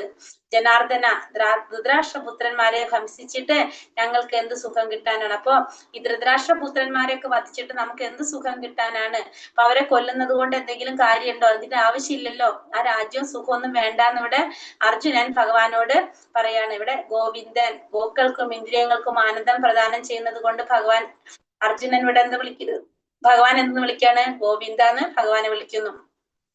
അപ്പൊ നമ്മുടെ ഇന്ദ്രിയ സംതൃപ്തിയല്ല, ഗോവിന്ദന്റെ ഇന്ദ്രിയ സന്ദർപ്പണത്തിന് ശ്രമിക്കുന്നതായാൽ നമ്മുടെ ഇന്ദ്രിയങ്ങൾ സ്വാഭാവികമായി തൃപ്തിപ്പെടുന്നു. അപ്പൊ നമ്മൾ എന്തൊരു പ്രവൃത്തിയും ചെയ്യുമ്പോൾ ആരുടെ സംതൃപ്തിക്ക് വേണ്ടിയിട്ടാണ് ചെയ്യേണ്ടത്? ഭഗവാന്റെ സംതൃപ്തിക്ക് വേണ്ടിയിട്ടാണ് ചെയ്യേണ്ടത്. അങ്ങനെ ചെയ്തു കഴിഞ്ഞാല് നമ്മുടെ ഇന്ദ്രിയങ്ങൾ സ്വാഭാവികമായിട്ടും എന്ത് വരും? അതും സംതൃപ്തരായിക്കൊള്ളും എന്നാണ് പറയുന്നത്. പാപമേവാശ്രയേദസ്മാൻ ഹത്വൈതാനാതദായിനഃ തസ്മന്നാർഹാവയം ഹന്തും ധാർത്തരാഷ്ട്രാൻ സഭാന്തവാൻ. അക്രമികളായ ഇവരെ കൊന്നാൽ ഞങ്ങൾക്ക് പാപമായിരിക്കും നേട്ടം. ധൃതരാഷ്ട്ര പുത്രന്മാരെയും സുഹൃത്തുക്കളെയും ഹിംസിക്കുക എന്നത് നമ്മൾക്ക് ഉചിതമല്ല. അല്ലയോ മാധവ, സ്വന്തം ബന്ധുക്കളെ കൊന്നിട്ട് എന്ത് നേടാനാണ്? ഞങ്ങൾക്ക് എങ്ങനെ സുഖിക്കാൻ കഴിയും? അപ്പൊ ഇവരെ കൊന്നിട്ട് കഴിഞ്ഞാൽ നമുക്ക് പാപം കിട്ടും. അവര് അക്രമികളാണ്, പക്ഷെ അവരെ കൊന്നാൽ നമുക്ക് പാപം കിട്ടും. ഇവരൊക്കെ കൊന്നിട്ട് നമുക്ക് ആ പാപം കിട്ടേണ്ട വല്ല ആവശ്യമുണ്ടോ? എന്തിനാണ്? സ്വന്തം ബന്ധുക്കളെ കൊന്നിട്ട് നമുക്ക് എന്ത് നേടാനാണ്? അവരെ കൊന്നിട്ട് നമുക്ക് എങ്ങനെ സുഖിക്കാൻ കഴിയുമെന്നിവിടെ അർജുനൻ ചോദിക്കാണ്. കാരണം എന്താ വെച്ചാണ്, ഇവരൊക്കെ ബന്ധുക്കളാണല്ലോ. അപ്പൊ ഇവരൊക്കെ കൊല്ലുന്നത് പാപമല്ലേ എന്നാണ് അർജുനൻ ചോദിക്കുന്നത്. അപ്പൊ എന്താ പറയണത്? അക്രമികള് 6 കൂട്ടരുണ്ട്. വൈദിക പ്രമാണം അനുസരിച്ച് വിഷം കൊടുക്കുന്നവൻ, വീടിന് തീവയ്ക്കുന്നവൻ, മാരകായുധങ്ങൾ കൊണ്ട് ആക്രമിക്കുന്നവൻ, സ്വത്ത് കൊള്ളയടിക്കുന്നവൻ, ഭൂമി കയ്യേറുന്നവൻ, അന്യന്റെ ഭാര്യയെ അപഹരിക്കുന്നവൻ. ഇത്തരം അക്രമികളെ ഉടനെ വധിക്കണം, അതുകൊണ്ട് പാപമില്ല. നമ്മൾ ഒന്നാമത്തിൽ പഠിച്ചതാണ് അല്ലെ. അപ്പൊ ഈ 6 തരത്തിലുള്ള അക്രമികൾ ഇവരെ വധിച്ചു കഴിഞ്ഞാൽ യാതൊരു വിധത്തിലുള്ള പാപമില്ലാന്ന് നമ്മുടെ വൈദിക പ്രമാണങ്ങളിൽ പറയുന്നതാണ്. അപ്പൊ ഇവര് പാപികളാണ്, ഇവരെ വധിക്കുന്നതുകൊണ്ട് യാതൊരു തെറ്റില്ല എന്നുള്ളത് ഇവിടെ പറയാണ്. ഇവിടെ യത്യപേതേന പശ്യന്തി ലോഭോപഹത ചേതസഃ കുലക്ഷയ കൃതം ദോഷം മിത്രദ്രോഹേ ച പാതകം കഥം ജ്ഞാനേയമസ്മാഭി പാപാദസ്മാൻ നിവർത്തിതും കുലക്ഷയ കൃതം ദോഷം പ്രപശ്യദ്ഭിർജനാർദ്ദന. ജനാർദ്ദന, ലോഭാവേശം കൊണ്ട് ഇവർ ബന്ധുഹിംസയിലും സുഹൃത്തുക്കളോട് പൊരുതുന്നതിലും ദോഷം കാണുന്നില്ലെങ്കിലും കുലക്ഷയത്തിൽ നിന്നുണ്ടാകുന്ന ആപത്തുകളെ കുറിച്ച് അറിവുള്ള നമ്മൾ ഈ പാപകർമ്മങ്ങളിൽ എന്തിനു വ്യാപൃതരാകണം? അപ്പൊ അർജുനൻ ഭഗവാനോട് ചോദിക്കാണ്, ഈ ലോഭാവേശം കൊണ്ട്, അതിയായിട്ടുള്ള ആഗ്രഹം കൊണ്ട്, സ്വത്തിനോടൊക്കെ ഉള്ള, ഈ രാജ്യത്തിനോടൊക്കെ ഉള്ള അതിയായ ആഗ്രഹം കൊണ്ട് ഇവരെ ബന്ധഹിംസ ചെയ്യുന്നതിനും സുഹൃത്തുക്കളെ ഉപദ്രവിക്കുന്നതിലൊക്കെ അവര് ദോഷം കാണുന്നില്ലെങ്കിലും, ഇപ്പൊ ദുര്യോധനാദികൾ ദോഷം കാണില്ലെങ്കിലും നമുക്കറിയാലോ അതൊക്കെ തെറ്റാണെന്ന്. അപ്പൊ അത്തരം ആപത്തുകളെ കുറിച്ച്, അത്തരം പാപകർമ്മങ്ങളെ കുറിച്ച് നമുക്കറിയാവുന്നത് കൊണ്ട് നമ്മൾ എന്തിനാണ് അതിന് നിൽക്കുന്നതെന്നാണ് ഇവിടെ അർജുനൻ ചോദിക്കുന്നത്. അവരറിയില്ല, അവർക്കൊന്നും അറിയില്ല, പക്ഷെ നമുക്കറിയാലോ, അപ്പൊ നമ്മൾ അത് ചെയ്യണ്ടല്ലോ എന്നാണ് ഇവിടെ അർജുനൻ ഭഗവാനോട് ചോദിക്കുന്നത്. വെല്ലുവിളിയുടെ ദുഷ്ഫലങ്ങളെ പറ്റി മറ്റു കക്ഷികൾ പൂർണ്ണമായി ഗ്രഹിച്ചിരിക്കുകയില്ലെന്ന് അദ്ദേഹം വിചാരിക്കുന്നു. അർജുനൻ ആ ദുഷ്ടഫലങ്ങളെ മുഴുവൻ കാണുന്നുണ്ട്. അതുകൊണ്ടാണ് അദ്ദേഹത്തിന് ഈ വെല്ലുവിളി സ്വീകരിക്കാൻ കഴിഞ്ഞില്ല. അപ്പൊ അർജുനന് ഇത്തരത്തിലുള്ള മുൻകൂട്ടി കണ്ടുകൊണ്ട് ചിന്തിച്ചുകൊണ്ടാണ് ആര് പറയുന്നത്? അർജുനൻ പറയുന്നത്. അപ്പൊ അതുകൊണ്ട് അർജുനൻ ഇത് സ്വീകരിക്കാനായിട്ട് കഴിയുന്നില്ല. അങ്ങനെ ഇരുവശവും ചിന്തിച്ചു നോക്കി അർജുനൻ യുദ്ധം ചെയ്യണ്ടെന്ന് തീരുമാനിക്കുകയാണ് ഇവിടെ. കുലക്ഷയേ പ്രണശ്യന്തി കുലധർമാ സനാതനഃ ധർമ്മേ നഷ്ടേ കുലം കൃഷ്ണ അധർമ്മോഭിഭവത്യുത. വംശം നശിക്കുന്നതോടുകൂടി ഏറെ കാലമായി പുലർത്തിപ്പോന്ന കുലധർമ്മങ്ങൾ നശിക്കുന്നു. അങ്ങനെ ധർമ്മം നശിക്കുമ്പോൾ വംശത്തിൽ ശേഷിക്കുന്നവർ അധാർമിക കൃത്യങ്ങളിൽ ഏർപ്പെടുന്നു. അപ്പൊ വംശം നശിക്കുമ്പോൾ എന്താ സംഭവിക്കുന്നത്? ഏറെ കാലമായിട്ട് പുലർത്തി പോന്നിട്ടുള്ള കുലധർമ്മങ്ങളൊക്കെ നശിക്കും. അങ്ങനെ ധർമ്മം നശിക്കുമ്പോൾ ആ വംശത്തിൽ ശേഷിക്കുന്നവർ അധാർമിക കൃത്യങ്ങളെല്ലാം ചെയ്തുകൊണ്ടിരിക്കും. നമുക്കറിയാം, ഒരു വംശം നശിച്ചു കഴിഞ്ഞാല് കുലധർമ്മങ്ങളൊക്കെ നശിച്ചു പോകാണ് ചെയ്യുന്നത്. അവിടെ അതൊന്നും പാലിക്കാനായിട്ട് ആളില്ലാതെ വരും. അങ്ങനെ വരുമ്പോ എന്താ സംഭവിക്കുന്നത്? അവിടെ അധർമ്മം വരികയാണെങ്കില് അധർമ്മ കൃത്യങ്ങള് വന്നുകൊണ്ടിരിക്കുകയാണ് ചെയ്യുന്നത്. അപ്പൊ അതുകൊണ്ട് കുലധർമ്മങ്ങൾ നശിക്കും, ധർമ്മം സംരക്ഷിക്കാൻ ആളില്ലാതെ വരും. അപ്പൊ സ്വാഭാവികമായിട്ടും അവിടെ എന്ത് വരും? അധർമ്മങ്ങള് വന്നുകൊണ്ടിരിക്കും. ജനനം മുതൽ മരണം വരെ തുടരുന്ന ശുദ്ധീകരണ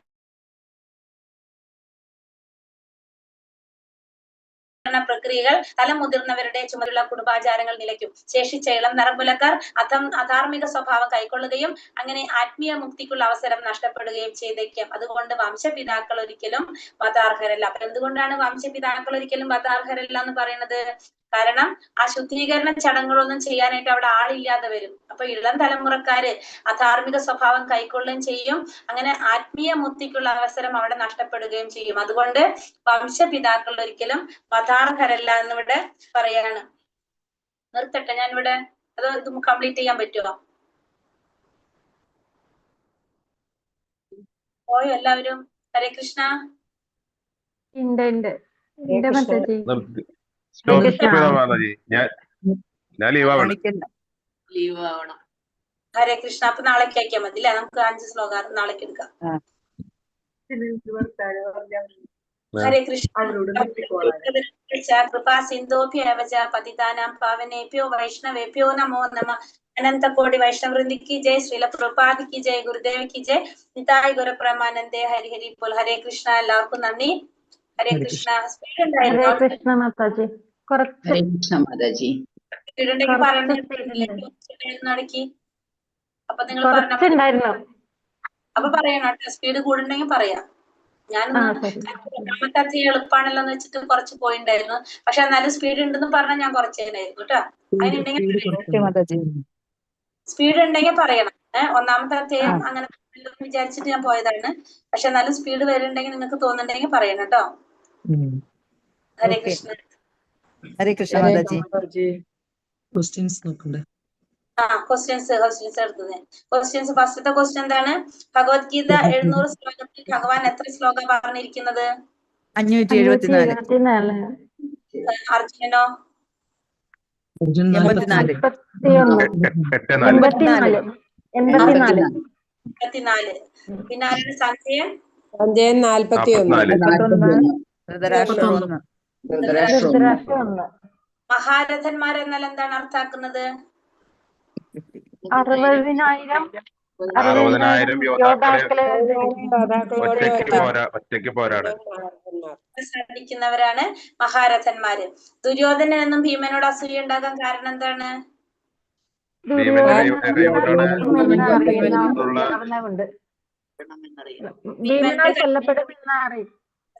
ദുര്യോധന വധിക്കപ്പെടാന്നുള്ളത് ദുര്യോധനൻ അറിയാം. അതുകൊണ്ട് ഭീമനോട് അസൂയായിരുന്നു. അർജുനന്മാരുടെ തേരിന്റെ പ്രത്യേകത എന്താണ്? വെള്ളക്കുതിരയെ പൂട്ടിയ തേര്. ഹനുമാൻ കൊടിയില് വെള്ളക്കുതിരയെ പൂട്ടിയത് തേര്. വെള്ളക്കുതിരകളെ പൂട്ടിയ തേരാണ്. പിന്നെ ആരാണ്? അഗ്നിദേവൻ സമ്മാനിച്ചതാണ്. 3 ലോകം വിജയം കൈവരിക്കും. പിന്നെ ഹനുമാൻ ധ്വജം, ഹനുമാന്റെ കൊടിയടയാളുണ്ട് അല്ലെ? ഇതൊക്കെയാണ് അതിന്റെ പ്രത്യേകതകൾ. പിന്നെന്താണ്? ദുര്യോധന പക്ഷത്തുള്ളവർ ശംഖൂതിയപ്പോൾ പാണ്ഡവരുടെ ഹൃദയം പിളർന്നതായി പറയുന്നില്ല. കൃഷ്ണ ഭഗവാൻ കാരണം പാണ്ഡവർക്കുള്ള ഭഗവാനിലുള്ള വിശ്വാസത്തെയാണ് പാണ്ഡവർക്ക് ഭഗവാനിലുള്ള വിശ്വാസം. അതുകൊണ്ടാണ് പറയാത്തത് അല്ലെ? പിളർന്നതായിട്ട് പറയാത്തത്. ഗുഡാകം എന്നാൽ എന്താണ് അർത്ഥാക്കുന്നത്? നിദ്ര.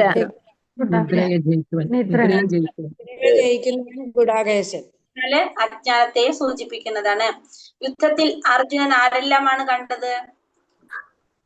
ആരൊക്കെ യുദ്ധത്തിൽ കണ്ടത് അർജുനൻ? ഗുരു, മാതുലന്മാർ, ഭാര്യ, പിതാക്കന്മാർ, പിതാമഹർ, മക്കൾ, പൗത്രന്മാർ, ഗുരുക്കന്മാർ. എല്ലാവരെയും ശ്ലോകത്തില് 26ാമത്തെ ശ്ലോകത്തിൽ പറയുന്നുണ്ട് ആരൊക്കെ കണ്ടു എന്നുള്ളത് കേട്ടോ. ശ്ലോകം 26 പറയുന്നുണ്ട്.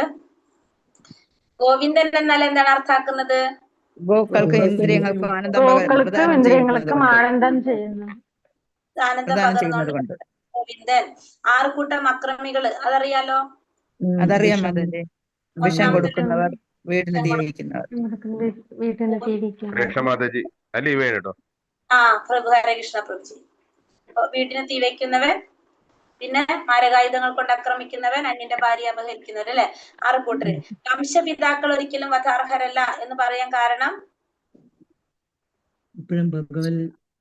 ചടങ്ങുകൾ ചെയ്യാനോ ഇളം തലമുറയ്ക്ക് ഇളം തലമുറ അല്ലെങ്കിൽ എന്ത് പോകും? അവര് ധാർമ്മികത്തിന്റെ വഴിയിൽ പോകും. നഷ്ടപ്പെടും.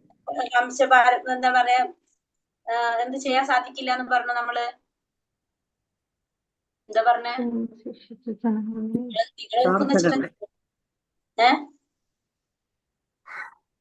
എന്താ പറഞ്ഞ? ഇളം തലമുറക്കാര് അധാർമിക മുക്തിക്കുള്ള അവസരം നഷ്ടപ്പെടും. അധാർമിക കൃത്യങ്ങളിൽ ഏർപ്പെടുന്നു. അധാർമിക സ്വഭാവം കൈക്കൊള്ളുകയും ശുദ്ധീകരണ പ്രക്രിയകളൊന്നും ചെയ്യാനായിട്ട് ആളില്ലാത്ത അവസ്ഥയായിട്ട് മാറും. അപ്പൊ എന്താ സംഭവിക്കുന്നത്? കുട്ടിക്കുള്ള അവസരം നഷ്ടപ്പെടും, അസാർമിക പ്രവർത്തനങ്ങളിൽ ഏർപ്പെടും. പോകും. അപ്പൊ അതുകൊണ്ട് വംശപിതാക്കൾ ഒരിക്കലും പദാർഹരല്ല. അടുത്തെടുത്തിട്ടില്ലല്ലോ, നമ്മള് അത്ര എടുത്തിട്ടുള്ളൂ. അപ്പൊ നാളെ നമുക്ക് നോക്കാം.